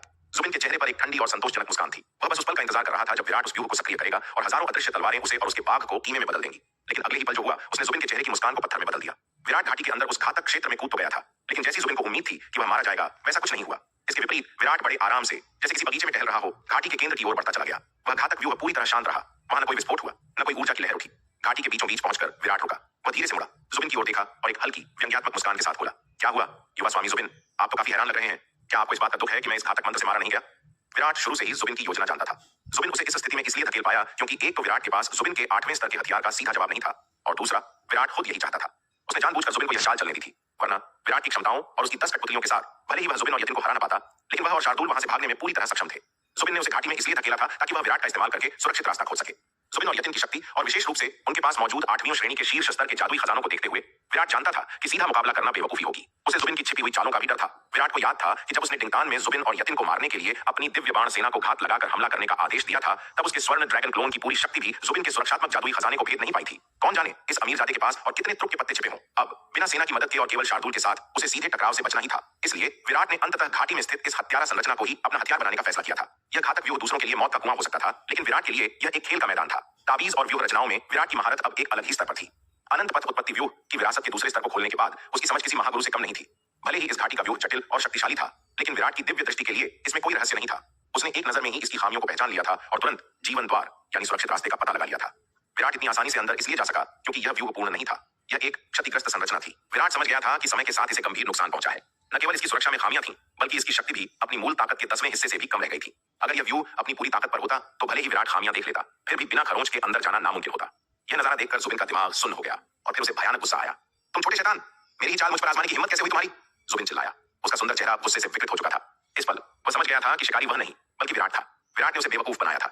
हे, तुम्हें बेवकूफ बनाने में क्या बुराई है? तुम निर्दयी नीच, विराट ने ताना मारा, तुम्हें इतना बेवकूफ होने के लिए किसने कहा था? बोलते समय भी विराट शांत नहीं बैठा था। उसने अपनी उंगलियों को नचाया और 10 कठपुतलियों को नियंत्रित करते हुए उन्हें उन घातक जालों के बीच से निकालकर तुरंत अपने पास बुला लिया। हालांकि वह इस समय जीवन द्वार के भीतर सुरक्षित था, लेकिन वह जानता था कि कुछ भी हो सकता है। जुबिन जैसा पागल आदमी कुछ भी कर सकता था, इसलिए अपनी सुरक्षा के लिए कठपुतलियों को अपने पास रखना ही सबसे अच्छा था। तुम छोटे जानवर, तुम अपनी मौत को दावत दे रहे हो। विराट के ताने सुनकर जुबिन गुस्से से पागल हो गया। इतने सालों में किसी ने भी उसके साथ ऐसा बर्ताव करने की हिम्मत नहीं की थी। उसे ऐसा लग रहा था जैसे किसी ने सबके सामने उसके गाल पर तमाचा मारा हो। अपने अंधे क्रोध में जुबिन ने सब कुछ अनदेखा कर दिया। उसने अपनी शक्तिशाली तलवार उठाई और पूरी ताकत से घाटी के उस शांत पड़े हत्यारा व्यूह पर वार कर दिया। विराट, अगर तुम इस व्यूह के जालों से बचकर निकल सकते हो तो मैं तुम्हारी मदद कर देता हूं। मैं इसे बाहर से ट्रिगर करूंगा। अब देखता हूं कि जब यह पूरा व्यूह एक साथ फटेगा तो तुम कैसे बचते हो। जुबिन को इस बात की रत्ती भर भी परवाह नहीं थी कि हत्यारे घेरे से निकलने वाली घातक ऊर्जा का उस पर क्या असर होगा। उसे अपनी ताकत और अपने पास मौजूद 8वें स्तर के शीर्ष जादुई हथियार पर पूरा भरोसा था। उसे यकीन था कि अगर कोई विस्फोट हुआ भी तो वह उसे आसानी से झेल लेगा। उसने पहले भी कई बार इस घेरे का परीक्षण किया था और उसे इसकी सीमाओं का अंदाजा था। इसके अलावा विराट तो घेरे के ठीक अंदर था। अगर घातक ऊर्जा का विस्फोट हुआ तो सबसे पहले विराट ही मरेगा। अंदर खड़े विराट ने जुबिन की तलवार की रोशनी को रोकने की कोई कोशिश नहीं की। इसके बजाय उसकी आंखों में एक ठंडी चमक आ गई। उसने अपना हाथ हिलाया और अपनी एक कठपुतली को हवा में उड़ा दिया। कठपुतली सीधे घाटी के केंद्र में स्थित उस रहस्यमयी 9वें स्तर के अर्धचरण खजाने की ओर झपटी। उसी क्षण विराट बिजली की गति से जमीन पर लेट गया। उसने तुरंत अपनी काली दानव ढाल को अपने ऊपर खींच लिया और खुद को पूरी तरह ढक लिया। सिद्धांत रूप में वह व्यूह रचना के जीवन द्वार यानी सुरक्षित स्थान पर था, जहां उस पर हमला नहीं होना चाहिए था। लेकिन इस बार उसने सीधे मधुमक्खी के छत्ते में हाथ डाल दिया था। वह सीधे व्यूह के केंद्र पर प्रहार कर रहा था। इससे जो ऊर्जा निकलने वाली थी वह इतनी भयानक होगी कि सुरक्षित स्थान पर होने के बावजूद उसे झटके लगने तय थे। धमाका! जैसे ही कठपुतली केंद्र में स्थित उस खजाने से टकराई, एक कान फोड़ देने वाली आवाज के साथ पूरा व्यूह जाग उठा। घाटी के जर्रे जर्रे से एक विनाशकारी और अदृश्य हत्यारा अभिशाप फूट पड़ा। वह कठपुतली जो बेहद मजबूत धातु से बनी थी, उस भयानक ऊर्जा के संपर्क में आते ही राख बनकर बिखर गई। बाहर खड़े जुबिन और यतिन के चेहरों का रंग उड़ गया। हे भगवान, ये पागल है क्या? जुबिन ने सब कुछ भूलकर तुरंत अपने सबसे शक्तिशाली रक्षात्मक खजाने को सक्रिय कर दिया। यतिन, जो पहले से ही डरा हुआ था, तुरंत जुबिन के पीछे छिप गया और अपनी पूरी ताकत लगाकर अपने 8वें स्तर के कवच को सक्रिय कर दिया। एक तेज रोशनी कौंधी और जुबिन के चारों ओर प्रकाश का एक मजबूत गोला बन गया। तभी घाटी से निकली वह प्रलयंकारी लहर उनसे टकराई। एक जोरदार गड़गड़ाहट हुई। वह अदृश्य हत्यारी ऊर्जा जुबिन के प्रकाश कवच से टकराई और उसे बुरी तरह झकझोर दिया। जुबिन का चेहरा सफेद पड़ गया। यह विस्फोट पिछले किसी भी हमले से 10 गुना ज्यादा ताकतवर था। उसे लगा जैसे उसका अविश्वसनीय रूप से मजबूत कवच अभी चकनाचूर हो जाएगा। अंदर जीवन द्वार में छिपे विराट को भी बख्शा नहीं गया। हालांकि उस पर हमले का असर सबसे कम था और उसके पास काली दानव ढाल थी। फिर भी जमीन के कंपन ने उसे हिला दिया। जब तूफान थोड़ा शांत हुआ तो विराट ने धीरे से ढाल हटाई और खड़ा हो गया। उसने अपने चारों ओर देखा। उसकी सुरक्षा के लिए तैनात बाकी 9 कठपुतलियों के शरीरों में उस घातक ऊर्जा ने अनगिनत छेद कर दिए थे। विराट के चेहरे पर चिंता की लकीरें उभर आईं। इस व्यूह की ताकत सचमुच भयानक है, उसने सोचा। जीवन द्वार के भीतर जहां असर सबसे कम होना चाहिए था, वहां भी मेरी मजबूत कठपुतलियां छलनी हो गई। ये कठपुतलियां अर्धचरण गहन क्षेत्र के राक्षसों के शवों से बनी थीं और प्राचीन आभा से मजबूत की गई थीं। फिर भी वे लगभग नष्ट होने की कगार पर थीं और यह तब था जब यह व्यूह टूटा फूटा और कमजोर था। अगर यह अपनी पूरी ताकत पर होता तो शायद विराट की राख भी न मिलती। विराट ने नजर उठाकर घाटी के बाहर देखा। हम धूल छंटने के बाद उसने देखा कि जुबिन अभी भी खड़ा था। लगता है इस रईस आजादे के पास वाकई कुछ अच्छे खिलौने हैं, विराट ने मन ही मन कहा। इतने भयानक विस्फोट को झेल गया, बहुत अच्छे। अगर ऐसी बात है तो चलो एक और झटका देते हैं। यह सोचते ही विराट ने फिर अपना हाथ हिलाया। उसके बगल में खड़ी एक और कठपुतली हवा में उछली और सीधे केंद्र में स्थित उस खजाने की ओर झपटी। विराट ने एक पल भी बर्बाद नहीं किया। वह फिर से जमीन पर लेटा और खुद को काली ढाल के नीचे छिपा लिया। धिक्कार है! बाहर खड़े जुबिन की आंखों में दहशत फैल गई। वह मन ही मन चीखा, इस छोटे शैतान पर लानत है! धमाका! जैसे ही दूसरी कठपुतली टकराई, घाटी में फिर से वही कयामत आ गई। इस बार विनाशकारी शक्ति और भी ज्यादा थी। जुबिन के प्रकाश कवच पर, जो पहले ही हिल चुका था, तुरंत दरारें पड़ गईं। इससे पहले कि वह संभल पाता, विराट ने उसे सांस लेने का मौका भी नहीं दिया। विराट अभी जमीन से उठा भी नहीं था कि उसने अपनी मानसिक शक्ति से तीसरी कठपुतली को आदेश दे दिया। तीसरी कठपुतली भी केंद्र से जा टकराई। लगातार तीसरा भयानक विस्फोट। 3 प्रलयंकारी हमलों की मार झेलने के बाद जुबिन के चारों ओर बना वह मजबूत सुरक्षा कवच अब किसी टूटे हुए चीनी मिट्टी के बर्तन जैसा दिख रहा था। उस पर अनगिनत दरारें पड़ चुकी थीं और वह किसी भी पल बिखरने वाला था। यह देखकर जुबिन का दिल बैठ गया। उसे समझ आ गया कि अब उसका घमंड उसकी जान नहीं बचा पाएगा। भागो! उसने अपने टूटे हुए कवच का सहारा लिया और बिना पीछे मुड़े घाटी के बाहर की ओर भागा। यतिन, जो अब तक जुबिन की आड़ में अपनी जान बचा रहा था, यह देखकर और भी घबरा गया। हालांकि जुबिन ने ज्यादातर हमले रोक लिए थे, फिर भी झटकों से यतिन के मुंह से खून निकल रहा था। जुबिन के बिना वह एक पल भी जिंदा नहीं रह सकता था। जैसे ही वे दोनों जान बचाकर भागे, उनके पीछे से एक और जोरदार गर्जना हुई। विराट ने चौथी कठपुतली को टकरा दिया था। एक और जानलेवा लहर उनकी ओर बढ़ी। आवाज सुनकर यतिन ने तेजी से छलांग लगाई और फिर से जुबिन को ढाल बनाकर उसके आगे छिप गया। लेकिन इस बार जुबिन की किस्मत ने जवाब दे दिया। एक तेज चटक की आवाज के साथ जुबिन का सुरक्षा कवच पूरी तरह चकनाचूर हो गया। कांच के टुकड़ों की तरह उसकी ऊर्जा बिखर गई। विस्फोट की बची हुई शक्ति ने दोनों को किसी तिनके की तरह हवा में उड़ा दिया। जुबिन और यतिन हवा में कई पलटियां खाते हुए दर्जनों मील दूर जा गिरे। दोनों के मुंह से ताजा खून का फव्वारा फूट पड़ा। उनकी हालत बेहद गंभीर थी। गनीमत यह थी कि यह चौथी लहर पिछली 3 लहरों से थोड़ी कमजोर थी और जुबिन के कवच ने टूटने से पहले इसकी ज्यादातर ताकत सोख ली थी। इसी वजह से उनकी जान बच गई। फिर भी उनके 8वें स्तर के उच्च श्रेणी कवच अब कचरा बन चुके थे। उन पर इतनी दरारें थीं कि वे अब किसी काम के नहीं रहे। मौत के मुंह से बाल बाल बचे जुबिन और यतिन लड़खड़ाते हुए अपने पैरों पर खड़े हुए। उनके चेहरों पर अब घमंड की जगह सिर्फ और सिर्फ खौफ था। वे बिना पीछे देखे अपनी जान बचाने के लिए फिर से भागे। लेकिन जैसे ही उन्होंने कदम बढ़ाए, उनके पीछे घाटी से एक और कान फोड़ देने वाली गर्जना सुनाई दी। विराट ने रुकने का नाम नहीं लिया था। एक और भयानक विस्फोट उनकी ओर बढ़ रहा था। वह घातक हत्यारा अभिशाप भागते हुए जुबिन और यतिन तक भी पहुंच गया। जैसे ही अदृश्य ऊर्जा की लहर ने उन्हें छुआ, दोनों तिनके की तरह हवा में उड़े और एक बार फिर दर्जनों मील दूर जा गिरे। हालांकि यह लहर पिछली 3 लहरों की तुलना में काफी कमजोर थी। साथ ही जुबिन और यतिन काफी दूर भाग चुके थे, इसलिए दूरी ने हमले की तीव्रता को कम कर दिया। धूल मिट्टी में लिपटे और खून से लथपथ होने के बावजूद उनकी चोटें जानलेवा नहीं थीं, लेकिन उनका घमंड और आत्मविश्वास पूरी तरह चकनाचूर हो चुका था। घाटी से 1000 मील दूर अवंतिका, शंभुनाथ और भीष्म एक ऊंची पहाड़ी पर खड़े होकर तमाशा देख रहे थे। अचानक उन्होंने घाटी की दिशा से फूटते हुए उस भयानक और प्रलयंकारी घातक आशय को महसूस किया। उनके रोंगटे खड़े हो गए। घाटी में ऐसा क्या हुआ? अवंतिका का दिल जोर से धड़कने लगा। 1000 मील की दूरी पर होने के बावजूद उस ऊर्जा का दबाव इतना भारी था कि उन्हें सांस लेने में तकलीफ हो रही थी। भीष्म, जिसकी शक्ति इन तीनों में सबसे कम थी, इस दबाव को झेल नहीं पाया। उसके मुंह से खून का फव्वारा छूट गया और वह घुटनों पर गिर पड़ा। यह देखकर अवंतिका और शंभुनाथ की आंखों में दहशत फैल गई। 1000 मील दूर से केवल ऊर्जा की तरंगों से किसी को घायल कर देना, यह नामुमकिन था। यहाँ तक कि जुबिन और यतिन के पास भी इतनी शक्ति नहीं थी। यह समझना जरूरी था कि वे पवनगढ़ में नहीं बल्कि सूर्य संप्रदाय के खंडहरों में थे। यहाँ का गुरुत्वाकर्षण और आकाशीय दबाव इतना ज्यादा था कि सामान्य शक्ति 10 गुना कम हो जाती थी। अगर वे बाहर की दुनिया में होते तो लाखों मील दूर से भी हमला कर सकते थे, लेकिन इस दमनकारी दुनिया में जुबिन और यतिन की तलवार की रेंज केवल कुछ 100 मील तक ही सीमित थी। 1000 मील तक मार करना किसी चमत्कार से कम नहीं था। यह सब इसलिए संभव हो पाया क्योंकि वह हत्यारा व्यूह एक प्राचीन और भयानक हथियार था। भले ही वह टूटा फूटा था और अपनी शक्ति के 10वें हिस्से पर काम कर रहा था, फिर भी उसकी गूंज इतनी दूर तक तबाही मचा सकती थी। अगर वह अपनी पूरी ताकत पर होता तो शायद 10,000 मील दूर खड़े होकर भी वे धूल में मिल जाते। यही कारण था कि विराट ने इतनी बड़ी जोखिम उठाई थी। अगर व्यूह पूरी तरह ठीक होता तो उसकी काली दानव ढाल भी उसे बचा नहीं पाती। अभी अवंतिका और बाकी लोग सदमे में ही थे कि उन्होंने दूर क्षितिज पर 2 आकृतियों को लड़खड़ाते हुए अपनी ओर आते देखा। वे दोनों बेहद तेज गति से उड़ रहे थे, जैसे मौत उनका पीछा कर रही हो। जब वे पास आए तो अवंतिका की आंखें फटी रह गईं। वे जुबिन और यतिन थे, लेकिन उनकी हालत बेहद दयनीय थी। उनके कपड़े फटे हुए थे, बाल बिखरे हुए थे और शरीर खून से सने थे। उनके चेहरों पर शाही घमंड की जगह खौफ ने ले ली थी। युवा स्वामी जुबिन, राजकुमार यतिन, आपको क्या हुआ? अवंतिका ने आगे बढ़कर हैरानी से पूछा। इतने सवाल मत पूछो, चलो यहाँ से। जुबिन ने हाथ हिलाकर उसे चुप कराया। उसका चेहरा पत्थर जैसा सख्त और गंभीर था। इस बार उसकी हार बहुत बुरी थी। न केवल शारीरिक रूप से बल्कि मानसिक रूप से भी विराट ने उसे तोड़ दिया था। चलना है? भीष्म ने उलझन में पूछा। अभी भी अपने सीने को पकड़े हुए था। कहां? पहले इस खंडहर को छोड़कर सीधे पवनगढ़ शाही शहर लौटेंगे, जुबिन ने कड़े स्वर में आदेश दिया। क्या अभी? भीष्म हिचकिचाया। हम अपनी खोज अधूरी छोड़कर चले जाएंगे और उस घाटी के खजाने, क्या हम उन्हें ऐसे ही छोड़ देंगे? वह घाटी खजानों की खान थी। अगर वे उसे हासिल कर लेते तो उनकी पीढ़ियां राज करती। भले ही बड़ा हिस्सा जुबिन का होता, लेकिन भीष्म को भी कुछ टुकड़े तो मिल ही जाते। वह इतनी आसानी से हार मानने को तैयार नहीं था। बकवास बंद करो, जुबिन ने अपनी बर्फीली आंखों से भीष्म को घूरा। उसकी आंखों में इतनी क्रूरता थी कि भीष्म की रूह कांप गई। मैंने कहा चलो तो चलो, क्या अब तुम मेरे फैसले लोगे? भीष्म, अगर अवंतिका का लिहाज न होता तो जुबिन ने वहीं भीष्म का सिर धड़ से अलग कर दिया होता। उसे इस वक्त किसी की बकवास सुनने का कोई शौक नहीं था। भीष्म को तुरंत याद आया कि जुबिन ने अपने रक्षकों के साथ क्या किया था। यह आदमी शैतान से भी बदतर था। मैं गुस्ताखी कर बैठा, कृपया मुझे क्षमा करें युवा स्वामी। भीष्म तुरंत झुक गया और माफी मांगने लगा। पसीने की बूंदें उसके माथे से टपक रही थीं। यह आखिरी बार है, जुबिन ने ठंडे स्वर में कहा, वरना तुम्हें दोबारा मेरे सामने आने की जरूरत नहीं पड़ेगी। जी युवा स्वामी, भीष्म ने कांपते हुए उत्तर दिया। भीष्म समझ गया था कि दोबारा सामने न आने का मतलब नौकरी से निकालना नहीं बल्कि दुनिया से उठाना था। जुबिन के लिए जान लेना मक्खी मारने जैसा था। भीष्म के मन में डर के साथ साथ अपमान और गुस्सा भी उबल रहा था। आखिर वह भी पवनगढ़ का एक राजकुमार था, कभी यहाँ का सबसे प्रतिभाशाली युवा माना जाता था। भले ही अब वह शांत रहता था, लेकिन उसका शाही घमंड मरा नहीं था। वह जुबिन की चाकरी करने को तैयार था क्योंकि उसे वरुण महल में ऊंचा पद चाहिए था, लेकिन इसका मतलब यह नहीं था कि वह गुलाम बनकर गालियां सुने। लेकिन उसका गुस्सा बेबस था। जुबिन की ताकत के सामने वह चींटी जैसा था। यह सब देखकर अवंतिका की रीढ़ में सिहरन दौड़ गई। जुबिन के साथ काम करना शेर की सवारी करने जैसा है, उसने सोचा। एक गलती और यह मुझे भी चबा जाएगा।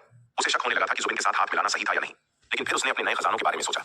जुबिन के साथ रहकर ही उसे 8वें स्तर के जादुई हथियार मिले थे, ऐसे खजाने जो उसके सपनों से भी परे थे। जोखिम के बिना बड़ा इनाम नहीं मिलता। भाग्य बहादुरों का साथ देता है, उसने मन ही मन खुद को समझाया। इसके बाद बिना एक पल गंवाए जुबिन, यतिन, अवंतिका और बाकी लोग सूर्य संप्रदाय के खंडहरों से बाहर निकल गए और पवनगढ़ शाही शहर की ओर लौट गए। जुबिन और यतिन पूरी तरह घायल थे। इस हालत में वे विराट और उस मूर्ख बाघ का दोबारा सामना करने का जोखिम नहीं उठाना चाहते थे। कौन जाने उस छोटे शैतान के पास और कौन से छिपे हुए हथियार हों। जब वे अपनी पूरी ताकत में होंगे तब विराट से निपटना आसान होगा, लेकिन अभी एक भी गलत कदम उनकी मौत का कारण बन सकता था। विराट से लगातार 2 बार मात खाने के बाद अब वे उसे हल्के में लेने की गलती दोबारा नहीं करने वाले थे। विराट से मिली इस शर्मनाक हार पर जुबिन मन ही मन गुस्से से उबल रहा था। उसका अहंकार उसे कचोट रहा था। अगर उसने विराट को उस घातक व्यूह में फंसाने की चालाकी न की होती तो आज नतीजा कुछ और होता। उसकी और यतिन की ताकत और उनके पास मौजूद 8वें स्तर के जादुई हथियारों की भयानक शक्ति के सामने विराट और उस मूर्ख बाघ का टिकना नामुमकिन था। अगर उन्होंने सीधे हमला किया होता तो जीत निश्चित थी। इस बार उनके पास विराट और शार्दुल को खत्म करने का सुनहरा मौका था। बदकिस्मती से जीत को अपनी मुट्ठी में मानकर उसने विराट को कम आंकने की गलती कर दी। उसने सोचा था कि वह एक तीर से 2 निशाने साधेगा, विराट को व्यूह में फंसाकर मरवा देगा और उसी बहाने व्यूह को तोड़कर खजाना भी हासिल कर लेगा। लेकिन उसकी अपनी लालच ने ही उसकी कब्र खोद दी। जुबिन को अब एहसास हो रहा था कि विराट जैसे धूर्त और चालाक इंसान से निपटने के लिए चालबाजी नहीं बल्कि पूरी ताकत का इस्तेमाल करना चाहिए था। किसी भी अनहोनी की गुंजाइश ही नहीं छोड़नी चाहिए थी। इस बार नुकसान बहुत भारी हुआ था। न केवल वह और यतिन बाल बाल बचे थे, बल्कि उन्होंने अपना एक बेहद कीमती जीवन रक्षक खजाना भी खो दिया था। उनके पास इस स्तर के केवल 3 रक्षात्मक खजाने थे। एक तब खर्च हो गया था जब विराट ने अपनी दिव्य बाण सेना के साथ उन पर घात लगाकर हमला किया था। दूसरा अभी अभी इस घाटी में बर्बाद हो गया। अब उनके पास सिर्फ एक आखिरी जीवन रक्षक खजाना बचा था। बेशक रक्षात्मक खजानों के अलावा उनके पास 2 विनाशकारी आक्रमणकारी खजाने भी थे। इन खजानों की शक्ति इतनी थी कि वे महान गहन क्षेत्र के किसी उच्च स्तरीय योद्धा को भी एक बार में मार सकते थे। घाटी से भागते वक्त एक पल के लिए जुबिन के मन में यह ख्याल आया था कि वह पलटकर अपने आक्रमणकारी खजाने का इस्तेमाल करे और विराट के साथ आर पार की लड़ाई लड़ ले। लेकिन फिर उसने सोचा, अगर उसने इतनी भयानक शक्ति का इस्तेमाल उस घातक व्यूह पर किया तो पूरी घाटी में विस्फोट हो जाएगा। इसमें कोई शक नहीं कि विराट मारा जाएगा, लेकिन उस धमाके की चपेट में आकर जुबिन खुद भी नहीं बच पाएगा। जुबिन विराट को मारना चाहता था, लेकिन उसके साथ मरने का उसका कोई इरादा नहीं था। इसके अलावा एक खतरा यह भी था कि अगर उसने घाटी से बाहर निकलकर हमला किया तो शायद वह इन प्राचीन पहाड़ों को भेद न पाए। सूर्य संप्रदाय के खंडहरों की जमीन और पहाड़ बाहर की दुनिया से कहीं ज्यादा मजबूत थे। अनगिनत सालों से आकाश और पृथ्वी के भारी दबाव ने यहाँ की चट्टानों को लोहे से भी सख्त बना दिया था। घातक व्यूह के लगातार विस्फोट भी इन पहाड़ों को हिला नहीं पाए थे। अगर उसने अपना कीमती खजाना इस्तेमाल किया और फिर भी पहाड़ न टूटे या विराट बच गया तो यह पूरी तरह बर्बादी होगी। इसलिए भले ही जुबिन का मन नहीं मान रहा था, लेकिन ठंडे दिमाग से सोचने के बाद उसने पीछे हटने और अपने घावों का इलाज करने का फैसला किया। लेकिन जैसे ही उसने सोचा कि घाटी के सारे खजाने अब विराट के हाथ लगेंगे, उसके सीने में जलन होने लगी। तू नीच जानवर, बस कुछ देर और जी ले। जुबिन का गुस्सा 7वें आसमान पर था। उसने दांत पीसते हुए विराट को कोसते हुए वहां से दौड़ लगा दी। घाटी के अंदर विराट दर्द से कराहते हुए अपने पैरों पर खड़ा होने की कोशिश कर रहा था। उसका पूरा शरीर खून से लथपथ था। भले ही वह उस घातक व्यूह के जीवन द्वार यानी सुरक्षित क्षेत्र में था, लेकिन विस्फोट की तीव्रता इतनी ज्यादा थी कि सुरक्षित जगह भी हिल गई थी। व्यूह की शक्ति कल्पना से परे थी। उसकी सबसे भरोसेमंद काली दानव ढाल, जो अपनी मजबूती के लिए जानी जाती थी, अब कचरा बन चुकी थी। वह पूरी तरह नष्ट तो नहीं हुई थी, लेकिन अब वह सिर्फ लोहे का एक टेढ़ा मेढ़ा टुकड़ा बनकर रह गई थी। उसने विराट को काफी हद तक बचाया, लेकिन वह हमलों को पूरी तरह रोक नहीं पाई थी। विस्फोट की बची हुई ऊर्जा ढाल को पार करके विराट के शरीर तक पहुंच गई थी। गनीमत यह थी कि विराट ने 8वें स्तर का उच्च श्रेणी कवच पहन रखा था और उसका शरीर सत्य योद्धा दिव्य शरीर के 6ठे स्तर की पूर्णता पर था। उसकी शारीरिक रक्षा किसी दानव से कम नहीं थी। इस भारी सुरक्षा की बदौलत ही विराट को जानलेवा चोटें नहीं आई थी, लेकिन फिर भी उसकी हालत खराब थी। विराट ने गहरी सांस ली और अपनी दिव्य दृष्टि को सक्रिय किया। उसकी चेतना घाटी से बाहर फैली। उसने देखा कि जुबिन, यतिन, अवंतिका, शंभुनाथ और भीष्म घबराहट में वहां से भाग रहे हैं। वे खंडहरों के बाहरी हिस्से की ओर जा रहे थे। दुश्मनों को भागते देख विराट ने राहत की एक लंबी सांस ली। सच कहा जाए तो जुबिन और यतिन जैसे धनी और शक्तिशाली विशेषज्ञों का सामना करना आसान नहीं था। विराट पर बहुत दबाव था। अगर वह इस घातक व्यूह का इस्तेमाल न कर पाता तो उसके और शार्दूल के पास पूंछ दबाकर भागने के अलावा कोई रास्ता नहीं था। अब जब मैदान साफ था, विराट ने थोड़ा हल्का महसूस किया। उसने अपनी नजरें घुमाई और अपने आसपास बिखरी कठपुतलियों को देखा। उसकी 10 बेहतरीन कठपुतलियां अब बेकार हो चुकी थीं। उनमें से 5 को तो उसने बम की तरह इस्तेमाल किया था, जो अब धूल बन चुकी थीं। बाकी 5 जो उसके पास ढाल बनकर खड़ी थीं, वे भी घातक ऊर्जा के तीरों से छलनी हो गई थीं। उनकी हालत देखकर साफ था कि वे अब किसी काम की नहीं रही। फिर विराट ने घाटी में फैले उस घातक व्यूह को देखा। लगातार 5 भयानक विस्फोटों के बाद वह व्यूह अब खंडहर में तब्दील हो चुका था। जो संरचना पहले से ही क्षतिग्रस्त थी, अब वह पूरी तरह जर्जर हो चुकी थी। पूरी घाटी में तबाही का मंजर था। 8वें स्तर या उससे ऊपर के जादुई हथियारों को छोड़कर व्यूह को बनाने में इस्तेमाल की गई बाकी सारी सामग्री और नींव पत्थर चकनाचूर हो गए थे। बहुत कम चीजें ही साबुत बची थीं। आमतौर पर अगर कोई व्यूह सही हालत में होता तो ऐसे विस्फोट उसकी नींव को नहीं हिला पाते, लेकिन यह व्यूह पहले से ही टूटा हुआ था। इसकी ऊर्जा का प्रवाह अब स्थिर नहीं था। जब पूरा व्यूह सक्रिय हुआ तो उसकी बेकाबू शक्ति ने उसे अंदर से ही तोड़ दिया था। अगर व्यूह सही सलामत होता तो विराट के लिए इसे तोड़ना तो दूर, इसमें घुसना भी नामुमकिन होता। विराट ने कुछ देर तक उस टूटते हुए व्यूह का बारीकी से निरीक्षण किया। फिर उसने अपने पास पड़ी उन 5 बेकार हो चुकी कठपुतलियों को उठाया और उन्हें व्यूह के अलग अलग कोनों में फेंक दिया। लेकिन इस बार विराट का मकसद विस्फोट करना नहीं था। उसने उन कठपुतलियों को व्यूह के ऊर्जा प्रवाह के सबसे नाजुक और महत्वपूर्ण बिंदुओं पर सटीक निशाना लगाकर फेंका। उसका मकसद व्यूह के संचालन को जाम करना था। जैसे ही वे 5 कठपुतलियां उन प्रमुख स्थानों पर फंसी, व्यूह के अंदर बन रही ऊर्जा को बाहर निकलने का रास्ता नहीं मिला। सारी शक्ति अंदर ही अंदर घुटने लगी। अगले ही पल एक भीषण गड़गड़ाहट हुई। वह घातक व्यूह अपनी ही शक्ति के बोझ तले दब गया और पूरी तरह से ढह गया। अब घाटी में कोई खतरा नहीं बचा था, सिर्फ खजाना इंतजार कर रहा था। इस बार 8वीं श्रेणी से नीचे के सभी खजाने मलबे में तब्दील हो चुके थे। यहाँ तक कि कई 8वीं श्रेणी के जादुई हथियार भी उस घातक दबाव में टूटकर बिखर गए थे। यह साबित करता था कि जब उस घातक व्यूह की शक्ति अंदर ही अंदर घुटकर फटी तो वह कितनी प्रलयंकारी थी। हालांकि विराट को उन टूटे हुए हथियारों का थोड़ा मलाल था, लेकिन पूरी घाटी से मिलने वाले खजानों की तुलना में यह नुकसान कुछ भी नहीं था। अब जब घातक व्यूह का डर खत्म हो चुका था, विराट ने बड़े आराम से उन बेशकीमती खजानों को समेटना शुरू किया जिनका इस्तेमाल उस व्यूह की नींव बनाने में किया गया था। इनमें सबसे खास था वह अर्धचरण 9वीं श्रेणी का जादुई हथियार, जो व्यूह के केंद्र में रखा गया था। विराट ने अपने मुनाफे का हिसाब लगाया और उसकी बाँछें खिल गईं। कुछ टूटे हुए हथियारों को छोड़ दें तो ज्यादातर 8वीं श्रेणी के जादुई हथियार पूरी तरह सुरक्षित थे। और सबसे अच्छी बात यह थी कि शीर्ष श्रेणी के सभी 8वीं श्रेणी के हथियार सही सलामत थे। इस एक अभियान से उसे 100 से ज्यादा उच्च श्रेणी के 8वीं स्तर के जादुई खजाने और 10 शीर्ष श्रेणी के खजाने मिले थे। और सबसे ऊपर वह 9वें स्तर का अर्धचरण जादुई खजाना। यह सचमुच छप्पर फाड़कर मिला हुआ खजाना था। विराट पिछले कुछ दिनों से दक्षिणी महाद्वीप के नए रक्षात्मक ढांचे के लिए जरूरी जादुई खजानों को लेकर परेशान था, लेकिन इस एक जीत ने उसकी सारी चिंताएं दूर कर दी। इन उच्च श्रेणी के जादुई खजानों को वह हर आधार नगर के रक्षक ताबीज के रूप में इस्तेमाल करेगा। इससे पूरे दक्षिणी महाद्वीप के रक्षात्मक ढांचे की ताकत एक ऐसे स्तर पर पहुंच जाएगी जिसकी कोई कल्पना भी नहीं कर सकता। खासकर इस 9वें स्तर के अर्धचरण खजाने के साथ यह रक्षा कवच अभेद्य बन जाएगा। एक बार जब यह पूरा ढांचा तैयार हो जाएगा तो दक्षिणी महाद्वीप को ढकने वाला यह विशाल कवच तलवार संप्रदाय का सबसे मजबूत स्तंभ बन जाएगा। जब तक कोई आरोहण क्षेत्र का महायोद्धा खुद आकर हमला न करे, तब तक जो भी घुसने की कोशिश करेगा वह मारा जाएगा। पहले विराट ने सोचा था कि वह दक्षिणी महाद्वीप के केंद्र के लिए अमातेरासु द्वीप के अग्निसागर से जन्मजात तलवार भ्रूण को निकालेगा, लेकिन अब जब उसके पास यह 9वें स्तर का खजाना था तो उसे फिलहाल उस खतरनाक तलवार भ्रूण को छेड़ने की जरूरत नहीं थी। विराट ने घाटी के सारे खजाने अपनी जेब में भरे और शार्दुल के साथ सूर्य संप्रदाय के खंडहरों से निकलकर सीधे तलवार संप्रदाय लौट आया। जुबिन और यतिन के साथ हुई झड़प में उसे और शार्दुल दोनों को गंभीर चोटें आई थीं। विराट की चोटें मुख्य रूप से घातक व्यूह के विस्फोट से लगी थीं। वहीं शार्दुल पहले से ही यतिन के 8वीं श्रेणी के हथियार से बुरी तरह घायल था और फिर व्यूह की बची खुची शक्ति ने उसकी हालत और खराब कर दी थी। अपने फौलादी शरीर और अद्भुत रिकवरी क्षमता के बावजूद वह काफी दर्द में था। इस वक्त शार्दुल ने अपना सिर झुका रखा था और काफी सुस्त लग रहा था। वह अपनी सारी ऊर्जा उस तीखी तलवार ऊर्जा को शरीर से बाहर निकालने में लगा रहा था, जो यतिन के वार से उसके अंदर घुस गई थी। उसकी वर्तमान शक्ति अपने चरम का केवल 70% ही रह गई थी। दोनों की हालत इतनी खराब थी कि विराट ने खंडहरों में रुकना ठीक नहीं समझा। वह तुरंत इलाज के लिए वापस लौट आया। इसके अलावा उसकी बनाई गई ज्यादातर शक्तिशाली कठपुतलियां घाटी में नष्ट हो चुकी थीं। बिना कठपुतलियों की सुरक्षा के विराट को उन खतरनाक इलाकों में जाने का भरोसा नहीं था। सामान्य जगहों पर घूमना ठीक था, लेकिन जहां असली खजाने छिपे थे वे जगहें इस घाटी से भी ज्यादा खतरनाक हो सकती थीं। बिना पूरी तैयारी के वहां जाना मौत को दावत देने जैसा था। विराट ने फैसला किया कि वह तब तक इंतजार करेगा जब तक उसके घाव भर नहीं जाते, शार्दुल पूरी तरह ठीक नहीं हो जाता और वह कठपुतलियों की एक नई और मजबूत सेना तैयार नहीं कर लेता। जब वे वापस लौट रहे थे और खाई के पास से गुजरे तो उन्होंने देखा कि नलिनी और बाकी लोग जो वहां लौह दंत चूहों का शिकार कर रहे थे पहले ही संप्रदाय में सुरक्षित लौट चुके हैं। चूंकि जुबिन और यतिन अभी भी खंडहरों में कहीं छिपे हो सकते थे, इसलिए विराट अपने लोगों को वहां अकेले छोड़ने का जोखिम नहीं उठा सकता था। तलवार संप्रदाय में लौटने के बाद विराट ने सबसे पहले अपने निर्मल अवतार को काम पर लगाया। उसने अपने अवतार को कुछ 8वीं श्रेणी के उच्च गुणवत्ता वाले जादुई खजाने दिए और उसे विनोद के पास भेजा। उसका निर्देश साफ था, इन खजानों को रत्न भंडार की अन्य शाखाओं के अध्यक्षों को बेचकर बदले में 7वीं श्रेणी के आध्यात्मिक पत्थर लाए जाएं। हालांकि विराट को रक्षा व्यवस्था के लिए इन खजानों की सख्त जरूरत थी, लेकिन प्राचीन निर्जन महाद्वीप से प्राचीन आभा लाने के लिए पत्थरों की जरूरत उससे भी ज्यादा थी। खुद को और संप्रदाय के योद्धाओं को अंदर से मजबूत करना सबसे पहली प्राथमिकता थी। फिलहाल दक्षिणी महाद्वीप की मौजूदा सुरक्षा व्यवस्था बाहरी दुश्मनों को रोकने के लिए काफी थी। यहाँ तक कि सबसे खराब 8वीं श्रेणी का खजाना भी 10 अरब पत्थरों में बिक सकता था। उससे बेहतर खजाने कई 100 अरब में और शीर्ष श्रेणी वाले तो और भी महंगे बिकते थे। विराट को घाटी से जो खजाने मिले थे वे बेहतरीन क्वालिटी के थे। हर एक की कीमत कम से कम 50 से 60 अरब 7वें दर्जे के आध्यात्मिक पत्थर होनी चाहिए थी। विराट ने एक साथ 10 8वीं श्रेणी के खजाने निकाले और उन्हें बेचने के लिए भेज दिया। बाकी बचे हुए खजानों को विराट अपने साथ प्राचीन महाद्वीप ले गया। उसका प्लान था कि वह उन्हें वहां की प्राचीन आभा में रखकर अपग्रेड करेगा। पहले विराट ने सोचा था कि वह इन खजानों को अपग्रेड करके बेचेगा, जिससे उसे 10 गुना ज्यादा कीमत मिलती। लेकिन फिर उसने गौर किया कि प्राचीन आभा सोखने के बाद इन खजानों से एक अलग तरह की ऊर्जा निकलती है। यह ऊर्जा सामान्य खजानों से बिल्कुल अलग थी। अगर उसने ये अपग्रेडेड खजाने बेचे तो देर सवेर उसकी प्राचीन आभा का राज खुल जाएगा।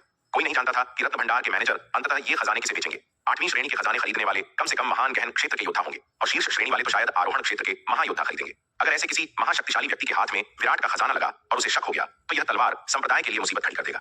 तलवार संप्रदाय अभी महान गहन क्षेत्र के योद्धाओं से तो निपट सकता था, लेकिन अगर कोई आरोहण क्षेत्र का दैत्य आ गया तो वे उसका सामना नहीं कर पाएंगे। इसलिए विराट ने तय किया कि वह कम कमाएगा लेकिन इतना बड़ा जोखिम नहीं उठाएगा। सुरक्षा और गोपनीयता सबसे पहले है। यही मुख्य कारण था कि विराट ने विनोद को बेचने के लिए केवल उच्च श्रेणी के 8वीं स्तर के जादुई खजाने दिए। शीर्ष श्रेणी या उससे ऊपर के खजाने बेचना बहुत बड़ा जोखिम होता। ये खजाने इतनी ताकतवर ऊर्जा छोड़ते थे कि किसी भी आरोहण क्षेत्र के महायोद्धा का ध्यान खींच सकते थे। अगर ऐसा होता तो तलवार संप्रदाय के लिए मुसीबत खड़ी हो जाती। विराट को तलवार संप्रदाय में सुरक्षित लौटते सांस ली। इसके बाद पूरे संप्रदाय में एक नई ऊर्जा दौड़ गई। हर कोई अपनी साधना में पूरी निष्ठा से जुट गया।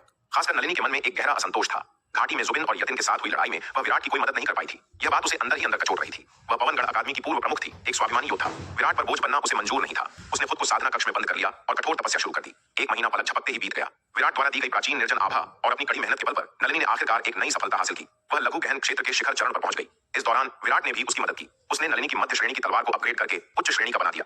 नलिनी की वर्तमान शक्ति के हिसाब से यह तलवार उसके लिए सबसे उपयुक्त थी। विराट के पास शीर्ष श्रेणी के कई हथियार थे, लेकिन उसने वे नलिनी को नहीं दिए। कारण साफ था कि नलिनी की वर्तमान शक्ति इतनी नहीं थी कि वह शीर्ष श्रेणी के हथियार की पूरी क्षमता का इस्तेमाल कर सके। यह ऐसा ही होता जैसे किसी बच्चे के हाथ में भारी तलवार थमा दी जाए। उच्च श्रेणी की तलवार उसके हाथों में ज्यादा घातक और प्रभावी थी। नलिनी के अलावा गांव राजवंश के महापूर्वज चंदन और जशपुर के राजकुमार जयंत की शक्ति में भी जबरदस्त इजाफा हुआ। विराट ने उन्हें भी प्राचीन आभा की भरपूर आपूर्ति दी। अब वे सब एक ही नाव में सवार थे। उनकी ताकत बढ़ने का मतलब था विराट की ताकत बढ़ना। भले ही चंदन और जयंत का साधना स्तर नहीं बढ़ा, लेकिन उनकी आंतरिक ऊर्जा पहले से कई गुना शुद्ध और सघन हो गई थी। उनकी युद्ध शक्ति अब पहले से कहीं ज्यादा भयानक हो चुकी थी। 1 महीने के एकांतवास और इलाज के बाद विराट और शार्दुल अपनी चोटों से लगभग पूरी तरह उबर चुके थे। ठीक होते ही विराट ने सबसे पहला काम किया और वह था कठपुतलियां बनाना। उसने अंधकार दानव वंश के शवों का इस्तेमाल करके नई और शक्तिशाली कठपुतलियां तैयार की। ये कठपुतलियां न केवल बेहतरीन जासूस थीं, बल्कि जुबिन और यतिन जैसे दुश्मनों को रोकने के लिए ढाल का काम भी करती थीं। बिना इन कठपुतलियों के विराट के लिए उनसे लड़ना नामुमकिन था। अपनी ताकत वापस पाने के बाद भी विराट ने जुबिन और यतिन को छेड़ने की कोई कोशिश नहीं की। हालांकि उसने घाटी में अपनी चालों से उन्हें पूरी तरह घायल किया था, लेकिन वह जानता था कि सीधे मुकाबले में उन्हें हराना आसान नहीं है। उन रईस सजादों के पास जीवन बचाने वाले अनगिनत खजाने थे। जुबिन का वह रक्षात्मक कवच इतना मजबूत था कि विराट के स्वर्ण ड्रैगन क्लोन और घातक व्यूह के 4 भयानक विस्फोटों के बाद ही टूटा था। विराट को नहीं पता था कि जुबिन की जेब में ऐसे और कितने खजाने छिपे हैं, और सबसे बड़ा डर यह था कि अगर उनके पास रक्षात्मक खजाने इतने ताकतवर हैं तो उनके आक्रामक खजाने कितने खतरनाक होंगे। सच तो यह था कि विराट की पिछली 2 जीतें किस्मत और दुश्मनों की लापरवाही का नतीजा थी। जुबिन ने उसे कम आंकने की गलती की थी, जिसका फायदा विराट ने उठाया। अब वह दोबारा ऐसी गलती नहीं करेगा। दूसरी तरफ जुबिन और यतिन भी विराट से उतने ही सावधान थे। विराट के हाथों 2 बार शर्मनाक हार झेलने के बाद जुबिन का अहंकार ठंडा पड़ चुका था। उसने मान लिया था कि विराट भले ही शारीरिक रूप से सबसे ताकतवर न हो, लेकिन वह बेहद चालाक और धूर्त है। उसके पास अनगिनत गुप्त तरीके हैं। इसके अलावा दक्षिणी महाद्वीप विराट का गढ़ था। वहां उसके पास महाव्यूहों की दीवार और एक विशाल सेना का समर्थन था। वहां घुसकर विराट से लड़ना शेर के मुंह में हाथ डालने जैसा था। इसलिए अपनी चोटों से उबरने के बाद भी जुबिन और यतिन ने दक्षिणी महाद्वीप की तरफ रुख नहीं किया। वे पवनगढ़ शाही महल में ही रुके रहे और अपने 8वीं श्रेणी के शीर्ष जादुई हथियारों को साधने में लगे रहे। वे एक खास मेहमान का इंतजार कर रहे थे और वह था दिव्य पवन महल का युवा स्वामी। जुबिन को अपने पिता द्वारा भेजे गए वरुण महल के विशेषज्ञ का भी इंतजार था, लेकिन पवनगढ़ की दूरी इतनी ज्यादा थी कि उसे आने में बहुत समय लगने वाला था। इस बीच जुबिन ने सूर्य संप्रदाय के खंडहारों में भी जाने की हिम्मत नहीं की। घाटी की घटना ने उसे अच्छी तरह समझा दिया था कि वह जगह कितनी खतरनाक हो सकती है। अब उसकी प्राथमिकता अपनी शक्ति बढ़ाना थी। जब दिव्य पवन महल का युवा स्वामी आएगा तब वे मिलकर खंडहारों के मुख्य शिखर का द्वार तोड़ेंगे। वहां के खतरे और खजाने दोनों ही बाकी जगहों से कहीं ज्यादा बड़े होंगे। फिलहाल दोनों पक्ष यानी विराट और जुबिन एक दूसरे पर हमला करने से बच रहे थे। पवनगढ़ और दक्षिणी महाद्वीप के बीच एक अजीब सी शांति छाई हुई थी। 2 महीने और बीत गए। एक दिन साधना कर रही अवंतिका को अपनी कमर पर बंधे संचार ताबीज में कंपन महसूस हुआ। उसने ताबीज निकाला और संदेश पढ़ा। पढ़ते ही उसकी आंखों में चमक आ गई। उसके चेहरे पर एक विजयी मुस्कान फैल गई। आखिरकार दिव्य पवन महल के युवा स्वामी आ रहे हैं। पवनगढ़ राजवंश के पूर्व दिशा में नीले आकाश को चीरती हुई एक बादल नौका अत्यंत तीव्र गति से आगे बढ़ रही थी। इस नौका की गति किसी चमत्कार से कम नहीं थी। यहाँ तक कि 7 महान राजवंशों में तीसरे स्थान पर आने वाला अग्नि साम्राज्य भी ऐसी तकनीक का निर्माण नहीं कर पाया था। यह साफ दर्शाता था कि इस नौका का संबंध किसी अत्यंत उच्च और शक्तिशाली संप्रदाय से है। नौका पर 100 से अधिक योद्धा सवार थे। उनमें से सबसे कमजोर योद्धा भी लघु गहन क्षेत्र के शिखर स्तर पर था। सबसे खास बात यह थी कि पूरी नौका पर एक भी पुरुष नहीं था। सभी योद्धा महिलाएं थीं। नौका के अगले हिस्से यानी डेक पर हवा में उड़ते रेशमी वस्त्रों के बीच एक बेहद खूबसूरत युवती खड़ी थी। उसकी निर्मल और सुंदर आंखें पवनगढ़ की दिशा में, या अधिक सटीक रूप से कहें तो दक्षिणी महाद्वीप की ओर टकटकी लगाए हुए थी। उसकी आंखों में खुशी, उत्साह और थोड़ी सी घबराहट का मिला जुला भाव था, जैसे कोई लंबे अरसे बाद अपने घर लौट रहा हो। दशकों बीत चुके थे, वह आखिरकार लौट आई थी। जिस जमीन के लिए वह तरस रही थी, जिस व्यक्ति को देखने के लिए उसकी आंखें पथरा गई थीं, क्या वह अभी भी ठीक होगा?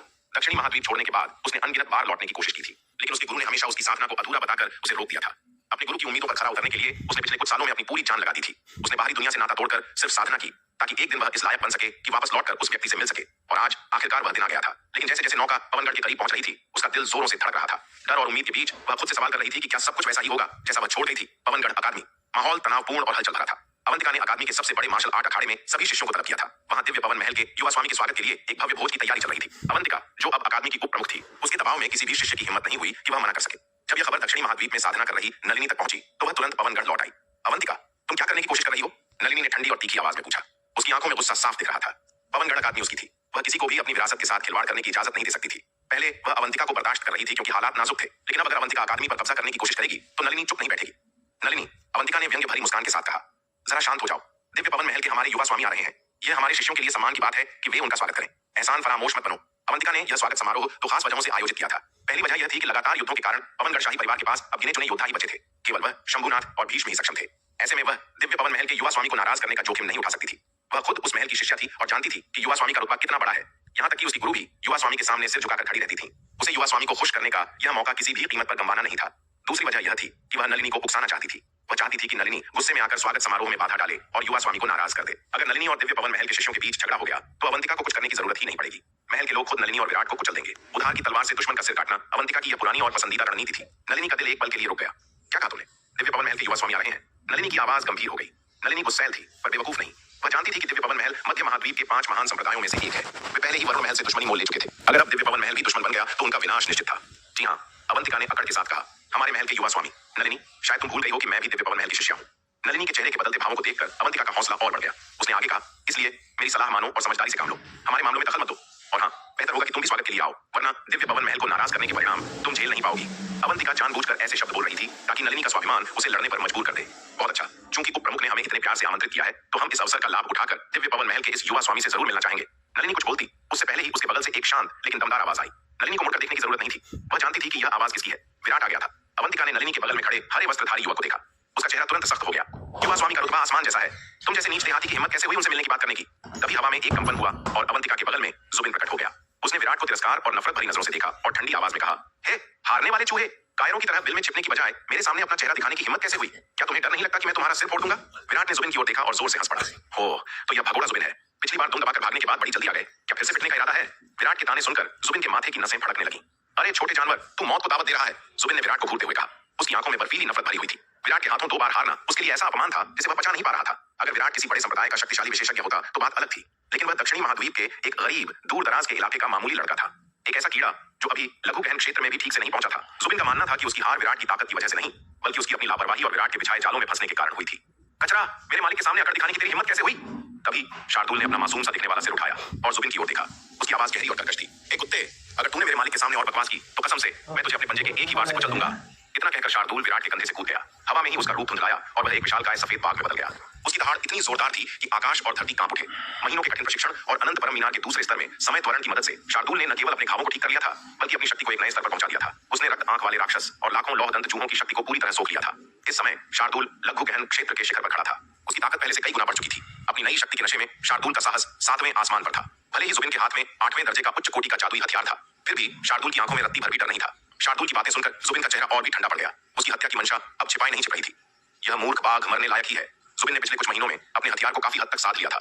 अब वह उसकी शक्ति का 30 से 40% इस्तेमाल कर सकता था। यह शक्ति उस समय से कहीं ज्यादा थी जब वह घाटी में लड़ा था।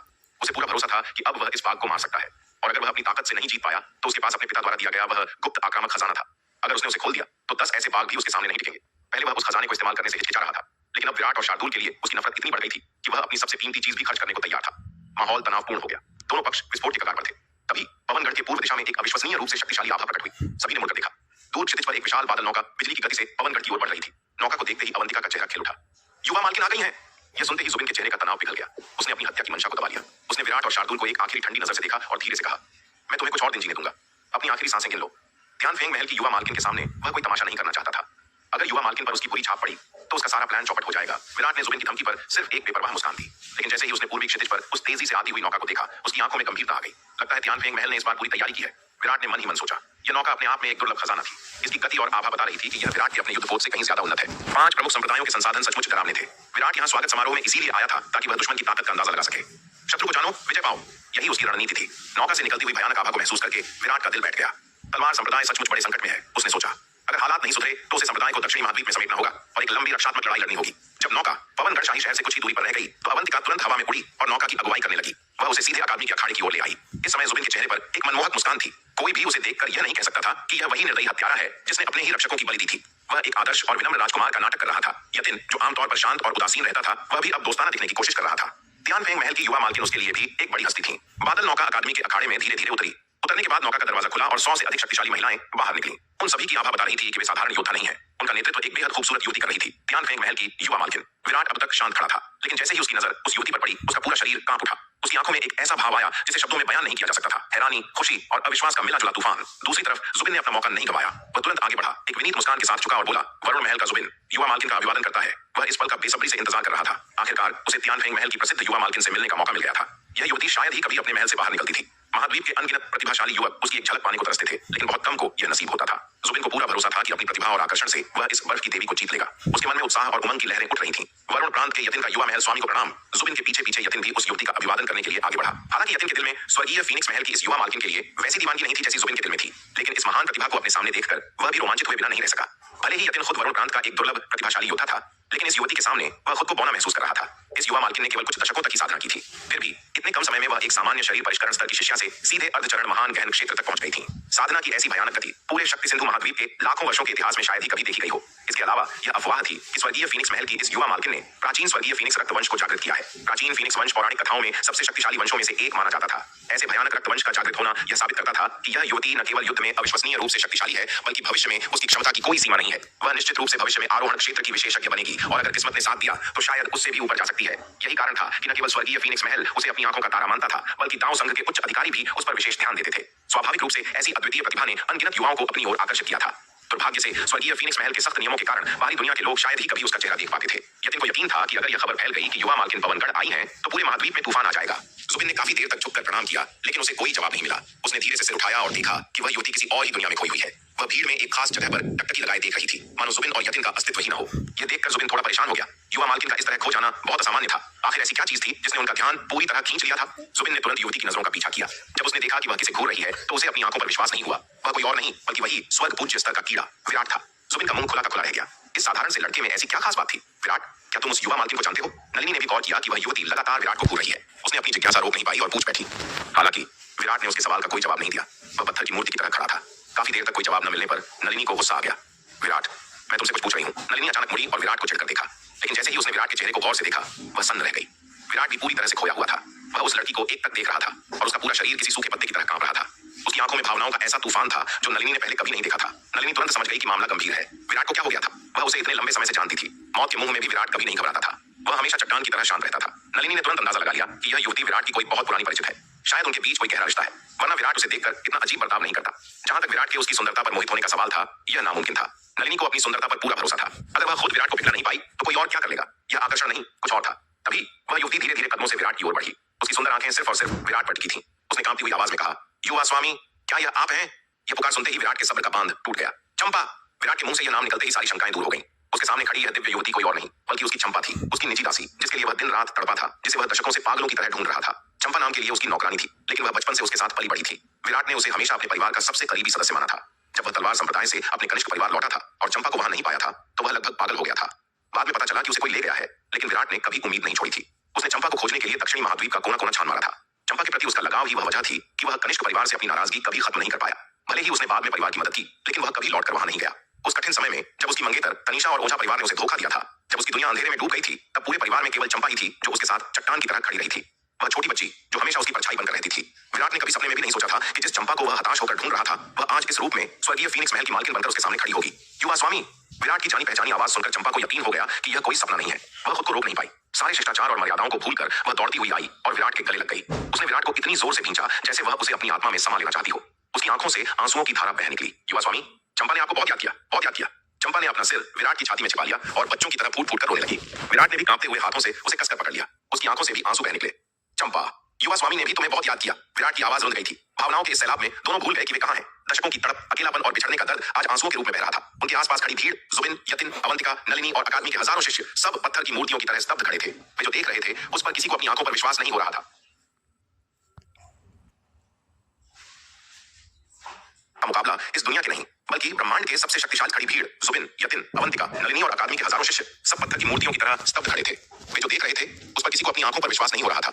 एक पल के लिए पूरे अखाड़े में ऐसा सन्नाटा छा गया जैसे समय थम गया हो। किसी को समझ नहीं आ रहा था कि आखिर हो क्या रहा है। विराट वास्तव में दिव्य पवन महल की इस युवा मालकिन को जानता था और उनके चेहरों के भाव बता रहे थे कि यह जान पहचान कोई साधारण मुलाकात नहीं थी। उस प्रतिष्ठित युवा मालकिन ने विराट को युवा स्वामी कहकर पुकारा था। क्या क्या यह शक्तिशाली देवी कभी विराट की दासी हुआ करती थी? यह विचार आते ही सबके दिमाग सुन्न हो गए। यह कैसे संभव हो सकता है? दिव्य पवन महल की भविष्य की प्रमुख एक साधारण से अर्धचरण स्वर्ग पूज्य स्तर के लड़के की दासी कैसे हो सकती है? यह बात गले से नीचे ही नहीं उतर रही थी। यह सरासर बेतुका था। जब जुबिन को आखिरकार होश आया कि उसकी आंखों के सामने क्या हो रहा है, तो उसका सुंदर चेहरा ईर्ष्या और गुस्से से इतना विकृत हो गया कि वह किसी राक्षस जैसा दिखने लगा। उसने इस मासूम और शक्तिशाली युवा मालकिन को अपने जाल में फंसाने के लिए कितनी तैयारियां की थीं।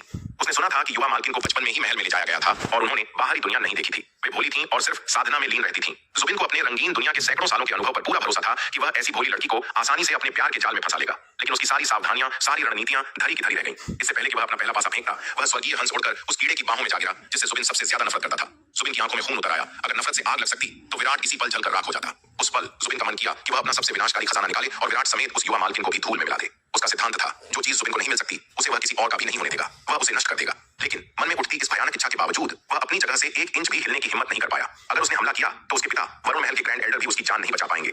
जुबिन के पास भले ही महान गहन क्षेत्र के विशेषज्ञों को मारने वाले खजाने थे, लेकिन वह वहां मौजूद हर किसी को नहीं मार सकता था, खासकर युवा मालकिन के पीछे खड़ी उन 100 से अधिक महिला शिष्याओं को। वे साधारण शिष्याएं नहीं थीं। उनमें से सबसे कमजोर भी निम्न गहन क्षेत्र के शिखर पर थी और कई तो महान गहन क्षेत्र के आधे चरण में थीं। अगर जुबिन के पास खजाने थे तो दिव्य पवन महल की इन शिष्याओं के पास भी निश्चित रूप से अपने गुप्त हथियार होंगे। 5 प्रमुख संप्रदायों में दिव्य पवन महल की शक्ति वरुण महल से भी ज्यादा मानी जाती थी। अगर जुबिन ने युवा मालकिन पर उंगली उठाने की जरूरत की तो वे शिष्याएं उसे उसी पल टुकड़े टुकड़े कर देंगी। इसलिए अंदर ही अंदर ईर्ष्या की आग में जलने के बावजूद जुबिन को अपना खून का घूंट पीकर रह जाना पड़ा। दूसरी तरफ अवंतिका की हालत और भी खराब थी। वह अपने सामने का दृश्य देखकर पूरी तरह पत्थर हो गई थी। उसने सपने में भी नहीं सोचा था कि उसकी योजना का ऐसा उल्टा असर होगा। विराट दिव्य पवन महल की युवा मालकिन को जानता था और वे इतने करीब थे। अवंतिका के पैरों तले जमीन खिसक गई। वह घबराहट में कांपने लगी। अब वह क्या करे? उसने योजना बनाई थी कि वह युवा मालकिन के हाथों विराट को मरवाएगी, उधार की तलवार से दुश्मन का सिर काटेगी। लेकिन उन दोनों के बीच का यह गहरा रिश्ता देखकर साफ था कि यह असंभव है। उल्टा अगर युवा मालकिन को जरा भी भनक लग गई कि अवंतिका ने विराट के खिलाफ साजिश रची थी तो वह उसे एक उंगली से मसल देंगी। युवा मालकिन का महल में ओहदा इतना ऊंचा था कि अवंतिका जैसी बाहरी शिष्या उनके लिए चींटी से ज्यादा कुछ नहीं थी। यहाँ तक कि अगर अवंतिका की गुरु को भी पता चला तो वे भी अपनी शिष्या को बचाने के लिए युवा मालकिन से पंगा नहीं लेंगी। ये सोचते ही अवंतिका को मौत का डर सताने लगा। पहले वह निडर थी क्योंकि उसे लगता था कि दिव्य पवन महल उसके पीछे खड़ा है, लेकिन अब उसका सबसे बड़ा सहारा ही उसका काल बन सकता था। सिर्फ अवंतिका ही नहीं बल्कि दिव्य पवन महल की अन्य शिष्याएं भी अपनी मालकिन को एक नीले वस्त्र वाले युवक की बाहों में गिरते देख सन्न थीं। वे अपनी मालकिन को जानती थीं। मालकिन का स्वभाव कोमल और दयालु था, लेकिन वे पुरुषों से हमेशा दूरी बनाकर रखती थीं। उन्हें पुरुषों का स्पर्श तक पसंद नहीं था, लेकिन आज सबके सामने वे एक अजनबी को ऐसे गले लगा रही थीं जैसे वह उनकी दुनिया हो। यह दृश्य उनकी समझ से परे था। अगर महाद्वीप के उन हजारों दीवाने आशिकों को यह पता चलता जो मालकिन की पूजा करते थे तो उनके दिल टूटकर बिखर जाते। पास खड़ी नलिनी के चेहरे पर भी अविश्वास साफ दिख रहा था। कुछ ही पल पहले उसे लग रहा था कि तलवार संप्रदाय पर कोई नई मुसीबत आने वाली है। वह चिंतित थी कि विराट इस महाशक्तिशाली दुश्मन का सामना कैसे करेगा। लेकिन पलक झपकते ही बाजी पलट गई।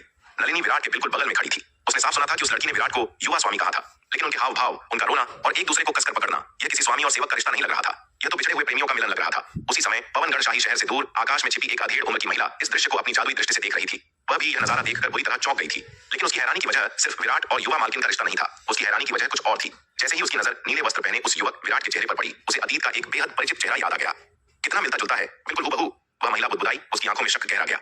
क्या यह युवक उस सूर्यवीर नाम के बदमाश का बेटा हो सकता है? विराट का चेहरा उस सूर्यवीर नाम के व्यक्ति से कम 6 या 7 गुना मिलता था, जिसने महल की प्रमुख के साथ गहरा अन्याय किया था। यह समानता इतनी ज्यादा थी कि इसे संयोग नहीं कहा जा सकता था। यह अविश्वसनीय है। महिला ने विराट को घूरते हुए गुस्से से कहा, क्या उस धोखेबाज ने महल प्रमुख की पीठ पीछे उस दूसरी औरत के साथ मिलकर एक बेटे को जन्म दिया? महिला के मन में शक का बीज बोया जा चुका था। भले ही दुनिया में हम शक्ल होते हैं, लेकिन यह समानता और घटनाक्रम बहुत अजीब था। इतने बड़े मामले को वह हल्के में नहीं ले सकती थी। उसे खुद जाकर पुष्टि करनी होगी कि क्या यह लड़का वाकई उस सूर्यवीर खानदान के गद्दार का खून है। अगर यह युवक सच में उस सूर्यवीर नाम के धोखेबाज का बेटा है तो मैं उसे इतनी आसानी से नहीं छोड़ा सकती। आकाश में बादलों के बीच छिपी उस अधेड़ उम्र की महिला की आंखों में प्रतिशोध की आग जल उठी। वह जानती थी कि सूर्यवीर बेहद शक्तिशाली है। उसका सीधा मुकाबला करना मौत को दावत देने जैसा होगा। इसलिए उसने फैसला किया कि वह अपने महल प्रमुख के अपमान का बदला उसके बेटे से लेगी। बाप का पाप बेटे को भुगतना होगा। लेकिन समस्या यह थी कि यह युवक, जिसे उसकी युवा मालकिन ने युवा स्वामी कहा था, उनके बहुत करीब था। युवा मालकिन की नजर से बचकर उस तक पहुंचना टेढ़ी खीर थी। वह महिला महल प्रमुख के सख्त आदेश पर युवा मालकिन की गुप्त रक्षा कर रही थी। उसे अपनी उपस्थिति किसी भी कीमत पर छिपाए रखनी थी। अगर युवा मालकिन को पता चल गया कि कोई उनकी जासूसी कर रहा है तो अनर्थ हो जाएगा। अपनी महान गहन क्षेत्र की उच्च शक्ति के कारण वह दूर से सब कुछ देख सकती थी, लेकिन अगर वह बहुत करीब गई तो पकड़े जाने का डर था, खासकर तब जब सामने वाला भी शक्तिशाली हो। एक योद्धा दूसरे योद्धा की उपस्थिति को तब ज्यादा आसानी से महसूस करता है जब उनकी शक्ति का स्तर करीब हो। लेकिन अगर जासूस का स्तर बहुत ऊंचा हो और वह अपनी आभा छिपा रहा हो तो उसे पकड़ना लगभग नामुमकिन होता है। यही कारण था कि यह महिला हजारों मील ऊपर बादलों में छिपी थी और नीचे मौजूद कोई भी, न जुबिन, न विराट, न ही युवा मालकिन उसकी मौजूदगी का अंदाजा लगा पा रहे थे। उसका साधना स्तर वहां मौजूद किसी भी व्यक्ति से कहीं अधिक ऊंचा था। उसे खोजने के लिए कम से कम मध्य स्तर के महान गहन क्षेत्र के किसी विशेषज्ञ की जरूरत होती। पवनगढ़ शाही महल। जुबिन अपने निजी कक्ष में लौटा। उसका चेहरा इतना काला पड़ गया था जैसे कालिख पोत दी गई हो। उस छोटे शैतान ने मेरी सारी मेहनत मिट्टी में मिला दी। जुबिन का खून खौल रहा था। उसकी सबसे बड़ी चिंता अब विराट नहीं बल्कि दिव्य पवन महल का समर्थन था। अगर युवा मालकिन ने ठान लिया कि वह विराट और तलवार संप्रदाय की रक्षा करेंगी तो जुबिन का खेल खत्म था। यहाँ तक कि अगर उसका पिता जसवंत अपनी पूरी ताकत के साथ भी आ जाए तो भी वे दिव्य पवन महल की 100 से अधिक शक्तिशाली शिष्याओं और युवा मालकिन के सामने नहीं टिक पाएंगे। और सबसे बड़ी बात, जसवंत कभी भी दिव्य पवन महल से सीधी दुश्मनी मोल लेने की हिम्मत नहीं करेगा। वह जानता था कि इसका अंजाम क्या होगा। जुबिन जितना सोच रहा था उसका गुस्सा उतना ही बढ़ता जा रहा था। उसे लगा जैसे उसके हाथ पांव बांध दिए गए हैं। तुम दोनों ने मुझे ऐसा करने पर मजबूर किया है। जुबिन की आंखें लाल अंगारों की तरह चमकने लगी। उसने दांत पीसते हुए अपनी मुट्ठी में एक संचार टोकन निकाला। वरुण प्रांत के एक सुदूर और बर्फीले पर्वत शिखर पर एक गुफा के भीतर काले वस्त्र पहने एक गंभीर चेहरे वाला युवक ध्यानमग्न बैठा था। उसकी आभा इतनी ठंडी और तेज थी कि गुफा की हवा भी जम गई थी। अचानक उसकी कमर पर बंधा टोकन चमका। उसने आंखें खोली। टोकन से निकलने वाली रोशनी देखकर उसने भौहें सिकोड़ी। जुबिन का संदेश, यह युवक समर था जो वरुण प्रांत के युवा स्वामी पद के सबसे प्रबल दावेदारों में से एक था। जुबिन के साथ उसका रिश्ता कभी अच्छा नहीं रहा था। सच तो यह था कि समर जुबिन से नफरत करता था। जुबिन भी युवा स्वामी पद का उम्मीदवार था, लेकिन सिर्फ इसलिए क्योंकि वह एक महान एल्डर का बेटा था। शक्ति और साधना के मामले में वह समर के पैरों की धूल भी नहीं था। समर और अन्य उम्मीदवार जुबिन को एक निकम्मा और अय्याश रईस ज्यादा मानते थे। समर का मन हुआ कि संदेश को अनदेखा कर दे, लेकिन कुछ सोचकर उसने टोकन सक्रिय किया। जुबिन, क्या बकवास है? समर ने ठंडी आवाज में पूछा। समर, टोकन से जुबिन की आवाज आई जिसमें एक छिपी हुई धूर्तता थी। सुना है तुम दिव्य पवन महल की युवा मालकिन के पीछे पागल हो? क्या तुम उनसे मिलने के लिए बहुत उत्सुक नहीं हो? समर का चेहरा सख्त हो गया। तुम्हें इससे क्या मतलब? मतलब तो है, जुबिन हंसा, क्योंकि मुझे पता है कि युवा मालकिन इस वक्त कहां है। क्या? समर बिजली की गति से खड़ा हो गया। उसकी भयानक आभा ने पूरी गुफा को हिला दिया। तुम्हें उनका पता मालूम है? बिल्कुल, बको, वे कहां हैं? समर की आवाज में अब बेसब्री थी। बता तो दूंगा, जुबिन ने सौदा करते हुए कहा, लेकिन यह जानकारी मुफ्त में नहीं मिलेगी भाई। कीमत बोलो। 8वीं श्रेणी का एक उच्च गुणवत्ता वाला जादुई हथियार। जुबिन ने अपनी शर्त रखी।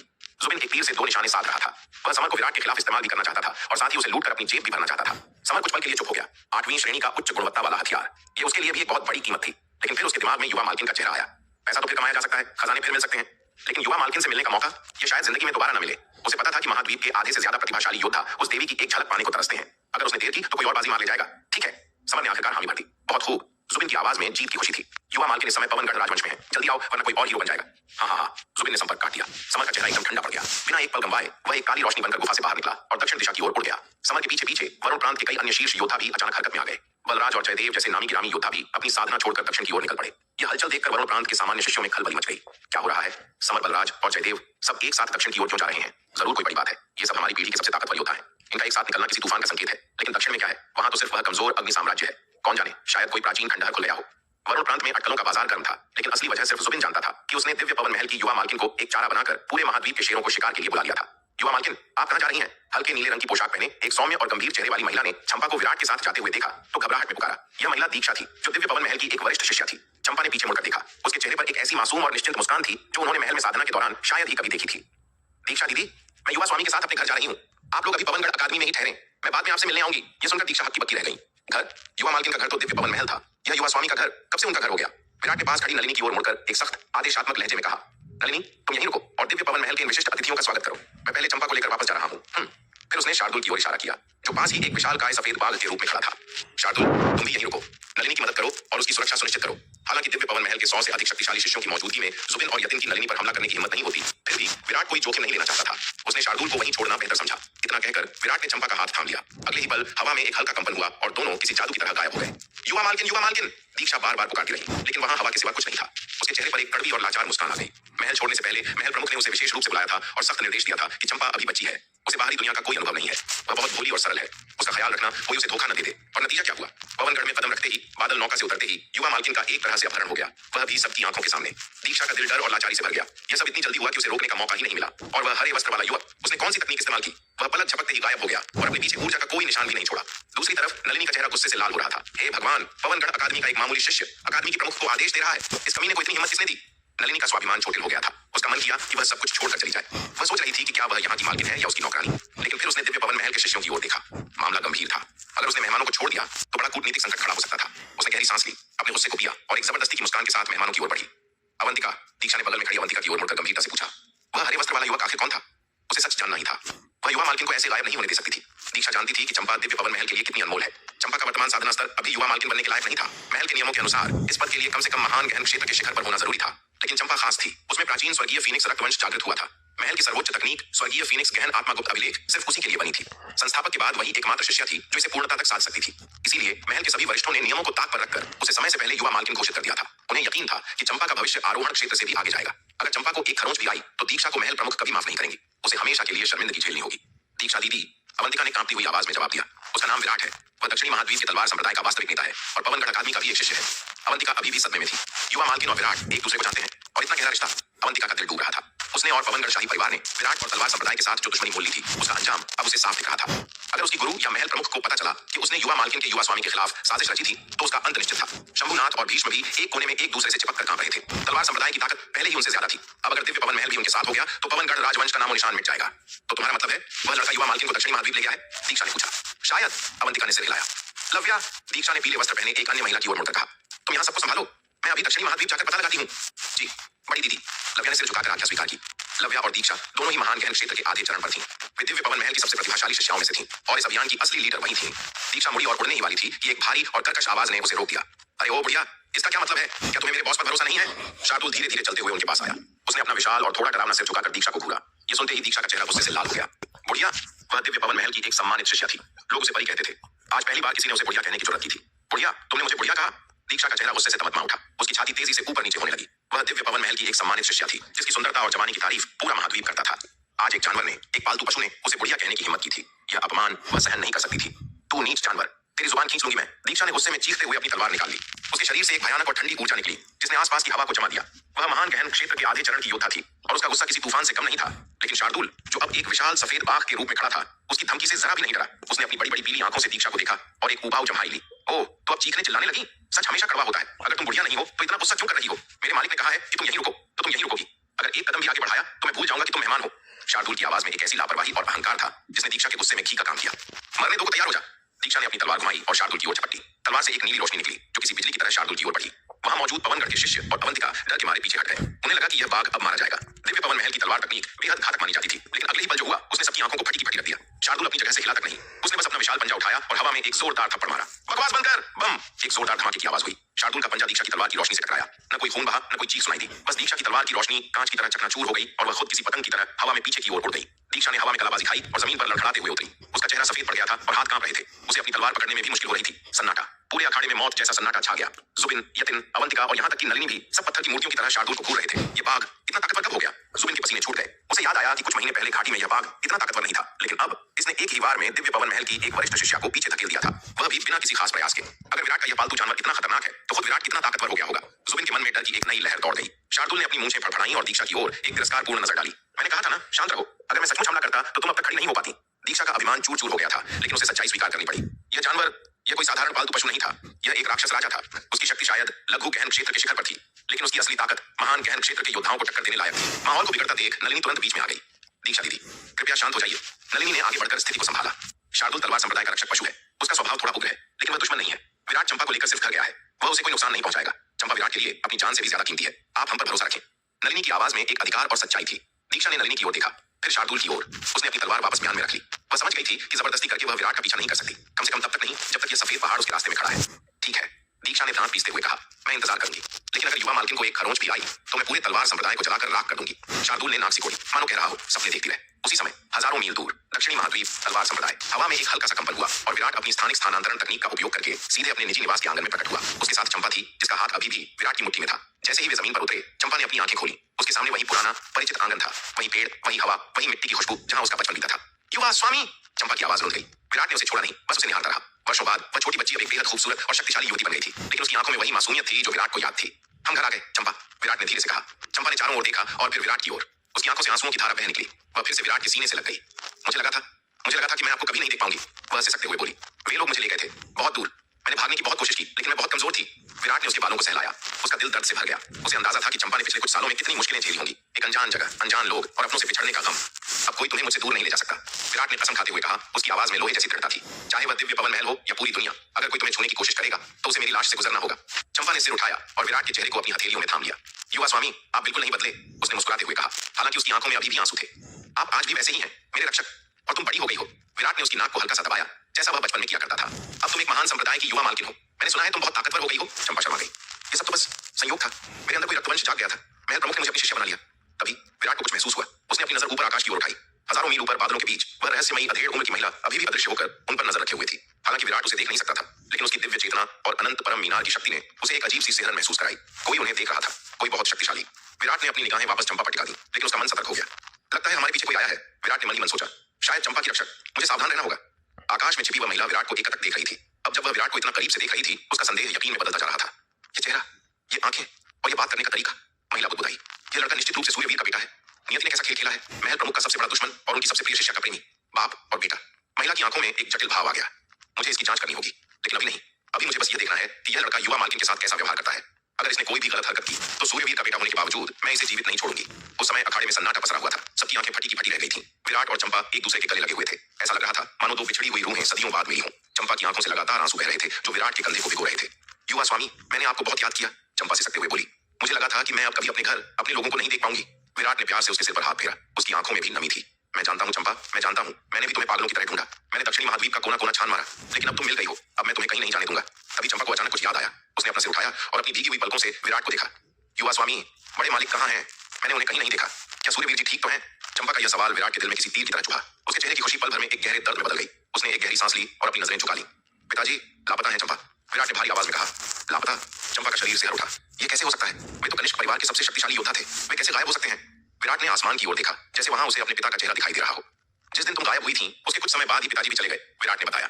उन्होंने मेरे लिए सिर्फ एक पत्र छोड़ा था। उन्होंने लिखा था कि उन्हें कुछ जरूरी काम निपटाना है और वे जल्द लौटेंगे, लेकिन तब से दशक बीत गए हैं, उनका कोई पता नहीं चला। विराट की मुट्ठी भींच गई। तुम्हारे और पिताजी के जाने के बाद मेरी दुनिया बदल गई थी। मेरी मंगेतर तनीषा दत्ता और मेरे तथाकथित दोस्त अभय ओझा ने मुझे धोखा दिया। उन्होंने मेरी कलाई की नसें काट दी और मेरा सब कुछ छीन लिया। मैं टूट चुका था चंपा। उस वक्त मुझे तुम्हारी और पिताजी की सबसे ज्यादा जरूरत थी। यह सुनकर चंपा का दिल तड़प उठा। उसे अंदाजा भी नहीं था कि उसके जाने के बाद उसके युवा स्वामी ने इतना कुछ सहा है। वह फिर से विराट के सीने से लग गई और रोने लगी। मुझे माफ कर दीजिए युवा स्वामी, मैं आपकी रक्षा करने के लिए वहां नहीं थी, वह रोते हुए बोली। अब रोना बंद करो, विराट ने उसके आंसू पोंछे। वह सब अतीत था, अब मैं बदल चुका हूं। अब मैं वह कमजोर विराट नहीं हूं। अब मेरे पास अनंत परम मीनार है, मेरे पास ताकत है। और अब जब तुम वापस आ गई हो तो हम मिलकर पिताजी को भी ढूंढ निकालेंगे, चाहे वे दुनिया के किसी भी कोने में क्यों ना हो। उसी समय हजारों मील ऊपर आकाश में बादलों के बीच अदृश्य होकर छिपी वह अधेड़ उम्र की महिला संरक्षक सब कुछ देख और सुन रही थी। जैसे ही उसने सूर्यवीर का नाम सुना और विराट के चेहरे को गौर से देखा, उसका शरीर गुस्से से कांपने लगा। उसकी आंखों में एक भयानक नफरत की आग जल उठी। सूर्यवीर, महिला ने दांत पीसते हुए बुदबुदाया। तो मेरा शक सही था। यह लड़का सचमुच उस धोखेबाज, उस नीच सूर्यवीर का बेटा है। बिल्कुल अपने बाप जैसा दिखता है। महिला के दिमाग में अतीत की कड़वी यादें ताजा हो गईं। वह कभी नहीं भूल सकती थी कि सूर्यवीर ने उनकी महल प्रमुख के साथ क्या किया था। महल प्रमुख जो अपनी सुंदरता और शक्ति के लिए पूरी दुनिया में पूजी जाती थी, उन्होंने अपना दिल सूर्यवीर को दिया था, लेकिन उस आदमी ने उनके प्यार को ठुकरा दिया और उन्हें धोखा दिया। उस धोखे ने महल प्रमुख की जिंदगी को दर्द से भर दिया था। उस आदमी ने मेरी मालकिन की जिंदगी बर्बाद कर दी। महिला ने अपनी मुट्ठी भींची, जिससे आसपास की हवा में दरारें पड़ गईं। और अब उसका बेटा हमारी युवा मालकिन को फंसा रहा है। नियति भी क्या क्रूर खेल खेल रही है। उसका मन किया कि वह अभी नीचे उतरे और एक ही बार में विराट का सिर धड़ से अलग कर दे। सूर्यवीर का खून होने के नाते विराट का जिंदा रहना ही उसके लिए एक अपराध था। वह अपने महल प्रमुख के अपमान का बदला लेना चाहती थी, लेकिन तभी उसकी नजर चंपा पर पड़ी। चंपा विराट का हाथ थामे खड़ी थी और उसके चेहरे पर एक ऐसा सुकून था जो महिला ने महल में साधना के दौरान कभी नहीं देखा था। चंपा उस लड़के को ऐसे देख रही थी जैसे वह उसका भगवान हो। महिला का हाथ रुक गया। अगर मैंने अभी इस लड़के को मारा, महिला ने खुद को संयमित करते हुए सोचा, तो युवा मालकिन मुझसे और पूरे दिव्य पवन महल से नफरत करेंगी। वे शायद इस सदमे से कभी उबर नहीं पाएंगी। उनका दिल टूट जाएगा और इससे उनकी साधना पर बुरा असर पड़ेगा। नहीं, मैं अभी जल्दबाजी नहीं कर सकती। उसने अपनी हत्या की मंशा को जबरदस्ती दबाया, लेकिन उसकी नजरें विराट पर किसी शिकारी गिद्ध की तरह जमी रहीं। मैं अभी इसे छोड़ रही हूँ, उसने मन ही मन फैसला किया। लेकिन इसका मतलब यह नहीं कि मैं इसे भूल गई हूँ।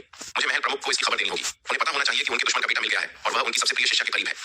नीचे जमीन पर विराट को अचानक अपनी रीढ़ में एक अजीब सी सिहरन महसूस हुई। उसे लगा जैसे कोई बहुत शक्तिशाली हस्ती उसे घूर रही है, कोई ऐसा जिसकी ताकत का अंदाजा लगाना भी मुश्किल था। विराट ने सतर्क होकर इधर उधर देखा, अपनी दिव्य दृष्टि को फैलाया, लेकिन उसे कुछ नहीं दिखा। क्या हुआ युवा स्वामी? चंपा ने उसकी बेचैनी देखकर पूछा। कुछ नहीं, विराट ने मुस्कुराने की कोशिश की, लेकिन उसका मन आशंकित था। शायद मुझे भ्रम हुआ।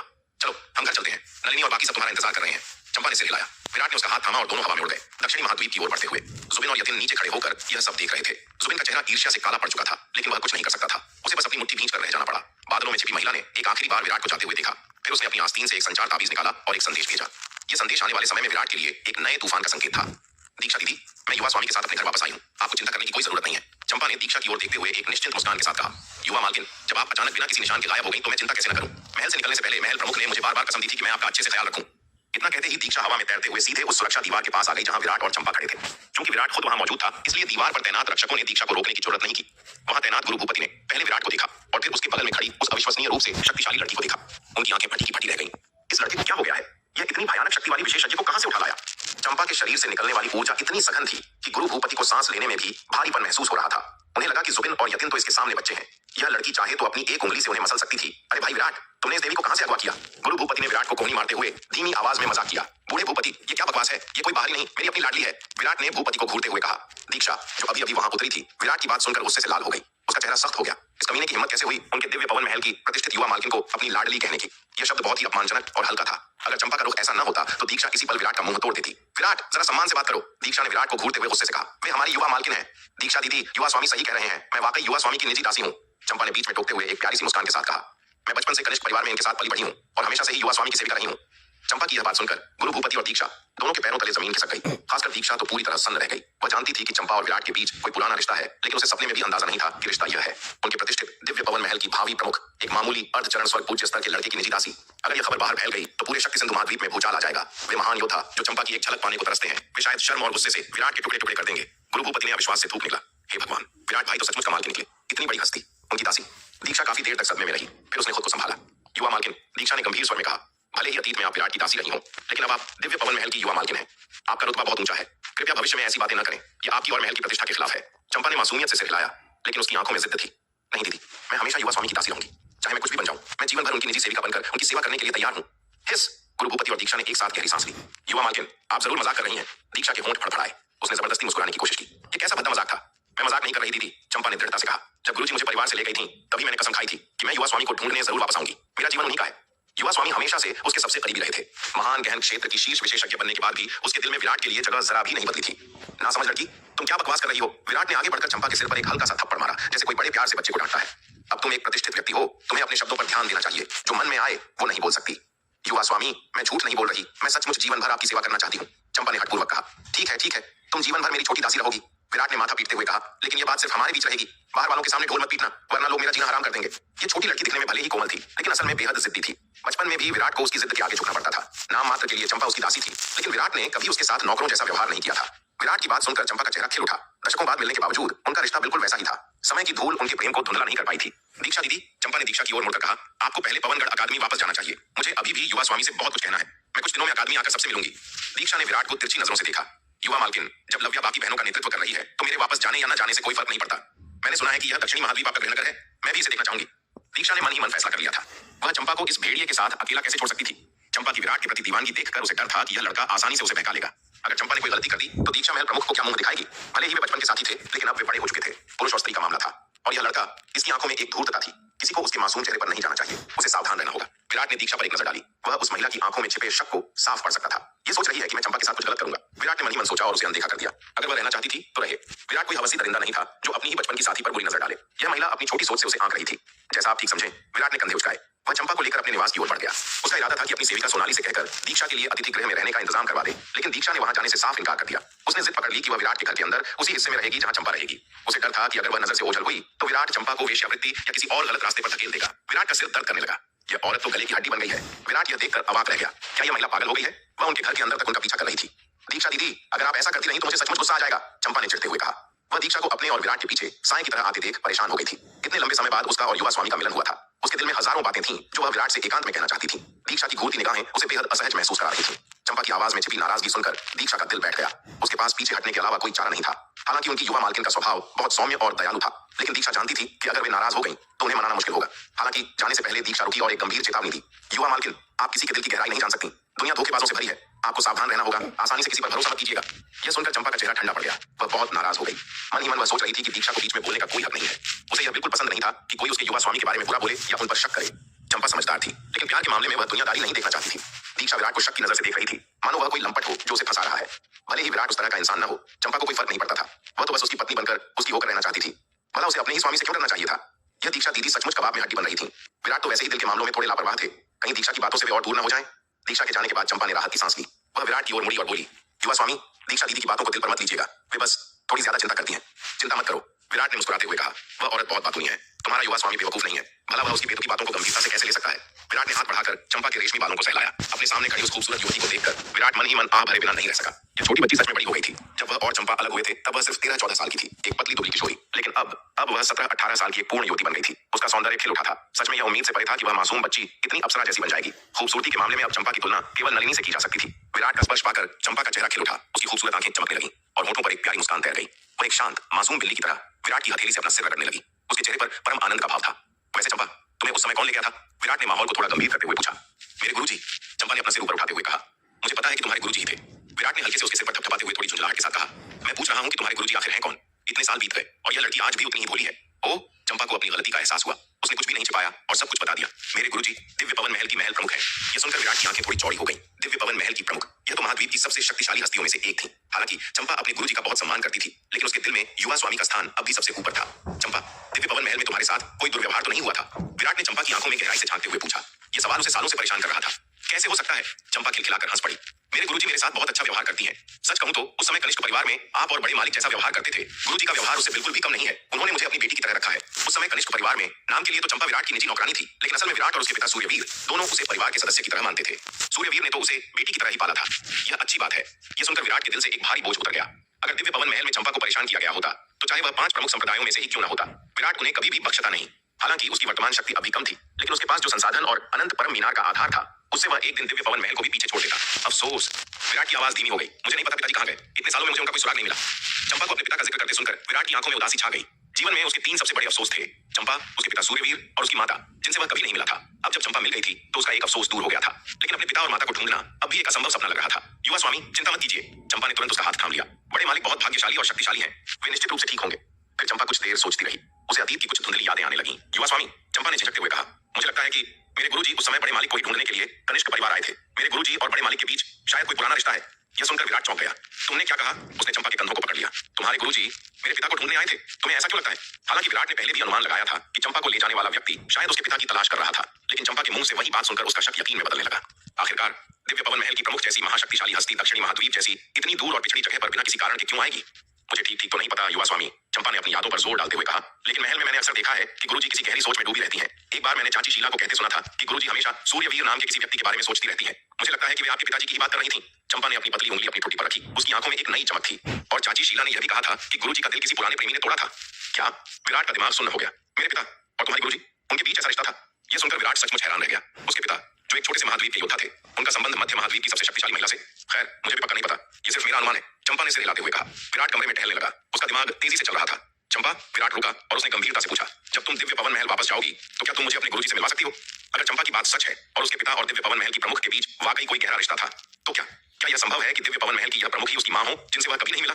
यह विचार आते ही विराट का दिल जोर से धड़कने लगा। वह बेहद उत्साहित हो गया। अपनी मां से जुड़ी यह पहली ठोस खबर थी जो उसे मिली थी। बचपन में उसने अपने पिता से अपनी मां के बारे में कई बार पूछा था, लेकिन सूर्यवीर ने कभी इस बारे में उससे कुछ नहीं कहा। वे हमेशा बात टाल देते थे। जब विराट 14 साल का हुआ था, तब सूर्यवीर ने उससे कहा था कि वह उसकी मां को ढूंढने जा रहा है, और फिर वह बिना किसी निशान के गायब हो गया। दशकों तक न पिता की खबर मिली न मां की, लेकिन अब चंपा की बातों ने उम्मीद की एक नई किरण जगा दी थी। अगर तुम्हारी गुरुजी ही मेरी मां है, विराट बुदबुदाया। उसकी आंखों में आंसू तैरने लगे, तो मुझे उनसे मिलना ही होगा। जी युवा स्वामी, मैं इसका पूरा ध्यान रखूंगी। चंपा ने अपनी छाती पर हाथ रखते हुए विश्वास दिलाया। वह जानती थी कि उसके गुरुजी महल प्रमुख बाहरी लोगों से बहुत कम मिलती हैं, लेकिन चंपा को यह भी पता था कि अगर वह थोड़ी जिद करेगी तो उसके गुरुजी उसे मना नहीं कर पाएंगे। आखिरकार महल प्रमुख उसे अपनी बेटी से भी बढ़कर मानती थी। चंपा, धन्यवाद। विराट ने झुककर चंपा को सम्मानपूर्वक प्रणाम किया। यह मामला उसके लिए जीवन और मृत्यु से भी बड़ा था। अगर वह सचमुच अपनी मां तक पहुंच सकता था तो वह किसी भी हद तक जाने को तैयार था।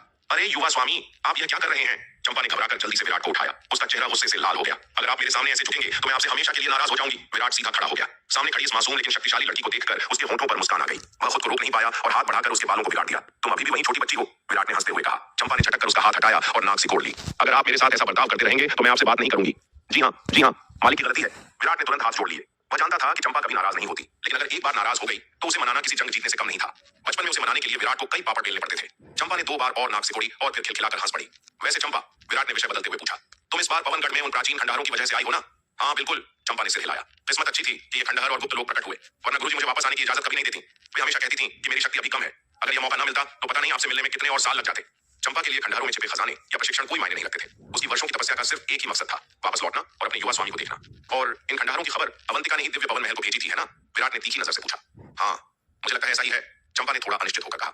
उसे इन राजनीतिक चालों की कोई परवाह नहीं थी। उसे बस इतना पता था कि उसे एक दल का नेतृत्व करना है। लगता है, विराट ने उसे घूरा। तुम्हें पक्का नहीं पता? विराट की नजरों से घबराकर चंपा ने सिर झुका लिया। मैं आपसे मिलने की जल्दी में थी। मैंने इन छोटी बातों पर ध्यान नहीं दिया। चंपा, विराट ने गंभीर स्वर में कहा, अवंतिका एक बेहद खतरनाक और दुष्ट औरत है। उसने यह खबर नेक इरादे से नहीं भेजी थी। वह दिव्य पवन महल की ताकत का इस्तेमाल करके मुझे और तलवार संप्रदाय को कुचलना चाहती थी। तुम्हें उससे सावधान रहना होगा। बेहतर तो यह होगा कि उसे अभी खत्म कर दिया जाए। विराट जानता था कि अवंतिका सांप की तरह है। अगर उसका फन अभी नहीं कुचला गया तो वह बाद में डस लेगी। लेकिन चंपा हिचकिचाई। हमारे महल के नियम बहुत सख्त हैं। हम अपने ही संप्रदाय के शिष्यों को नहीं मार सकते। भाई भाई की हत्या की सख्त मनाही है। चंपा भले ही युवा मालकिन थी, लेकिन वह नियमों से बंधी थी और वह जानती थी कि अगर उसने अवंतिका को मारा तो महल के बुजुर्ग उसे कभी माफ नहीं करेंगे। तो फिर एक काम करते हैं। विराट ने एक उपाय सुझाया। जब तलवार संप्रदाय अवंतिका पर हमला करेगा, तुम और तुम्हारे शिष्य बस चुपचाप खड़े रहना, बीच में मत आना, बाकी मैं संभाल लूंगा। तलवार संप्रदाय की वर्तमान शक्ति अवंतिका को कुचलने के लिए काफी थी। विराट ने अब तक उसे इसलिए छोड़ रखा था क्योंकि जुबिन और यतिन उसके साथ थे। यह भी मुश्किल है युवा स्वामी, चंपा ने चिंतित होकर कहा। महल के नियमों के अनुसार अगर किसी शिष्य पर बाहरी दुश्मन हमला करता है तो बाकी शिष्यों को उसकी मदद करनी ही होगी। अगर वे मदद नहीं करेंगे तो उन्हें कठोर दंड मिलेगा। मुझे डर है कि मेरे शिष्य मेरी बात नहीं मानेंगे और आपके खिलाफ लड़ने लगेंगे। इससे हमारे दोनों संप्रदायों के बीच युद्ध छिड़ सकता है। चंपा ने सिर झुका लिया। उसकी आंखों में उदासी थी। युवा स्वामी, क्या मैं किसी काम की नहीं हूँ? मैं आपकी एक छोटी सी समस्या भी हल नहीं कर पा रही। विराट ने एक गहरी सांस ली। उसे समझ आ गया कि अवंतिका को मारना इतना आसान नहीं होगा। वह दिव्य पवन महल की ढाल के पीछे छिपी थी। ऐसी बकवास मत करो। विराट ने प्यार से चंपा के सिर पर हाथ रखा। तुमने जो किया है वह मेरे लिए दुनिया की हर दौलत से ज्यादा कीमती है। अवंतिका की चिंता तुम मत करो, उसे मैं देख लूंगा। बस तुम उससे सावधान रहना, उसकी मीठी बातों में मत आना। चंपा ने राहत की सांस ली और जोर से सिर हिलाया। जी युवा स्वामी, मैं ध्यान रखूंगी। और हाँ, जब मैं महल वापस जाऊंगी तो मैं प्रवर्तन हॉल में उसकी शिकायत करूंगी। उसके पापों का हिसाब उसे देना ही होगा। चंपा के मन में अभी भी यह डर था कि विराट कहीं गुस्से में आकर अवंतिका पर सीधा हमला न कर दे। अगर यह मामला दिव्य पवन महल तक पहुंचा तो विराट के लिए बहुत बड़ी मुसीबत खड़ी हो जाएगी। दिव्य पवन महल अपने शिष्यों की सुरक्षा को लेकर पूरे शक्ति सिंधु महाद्वीप में कुख्यात था। अगर कोई उनके शिष्य को छूने की भी जरूरत करता था तो वे हजारों मील दूर से आकर उसका हिसाब किताब बराबर करते थे। इसलिए महाद्वीप का कोई भी समझदार योद्धा दिव्य पवन महल से उलझने से बचता था। छोड़ो, अब उस औरत के बारे में और बात नहीं करते। विराट ने हाथ हिलाते हुए कहा, तुम्हें पता है कि वह कैसी है? बस इतना ही काफी है। विराट भी नहीं चाहता था कि चंपा इस गंदगी में फंसे। वह जानता था कि महल के नियम कितने सख्त हैं। अगर चंपा ने अवंतिका के खिलाफ कुछ किया तो उसे सजा मिल सकती थी और विराट यह बिल्कुल नहीं चाहता था। युवा स्वामी, यह आपके लिए है। चंपा ने अचानक अपनी आंख से एक स्थानिक अंगूठी निकाली और मुस्कुराते हुए विराट की हथेली पर रख दी। यह क्या है? विराट ने उत्सुकता से पूछा। उसने अंगूठी को पकड़ा और अपनी मानसिक शक्ति से उसके अंदर झांका। जैसे ही उसने अंदर का नजारा देखा, वह पत्थर की मूर्ति बन गया। हे भगवान, इतना खजाना!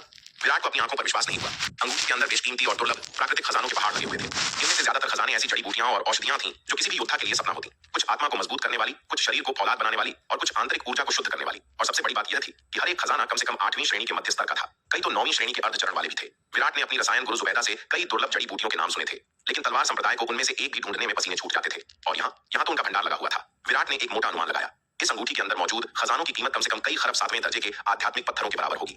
इस एक अंगूठी से ही पता चल रहा था कि चंपा का दिव्य पवन महल में कितना ऊंचा रुतबा है। कोई ताज्जुब नहीं कि यह लड़की इतने कम समय में महान गहन क्षेत्र के अर्धचरण तक पहुंच गई। उसकी प्रतिभा तो थी ही, लेकिन इन अनगिनत खजानों ने भी उसमें आग में घी का काम किया था। एक साधारण योद्धा अपनी पूरी जिंदगी में इनमें से एक जड़ी बूटी भी नहीं देख पाता, और यहाँ वे ऐसे बिखरी पड़ी थी जैसे कंकड़ पत्थर हो। विराट ने गहरी सांस ली।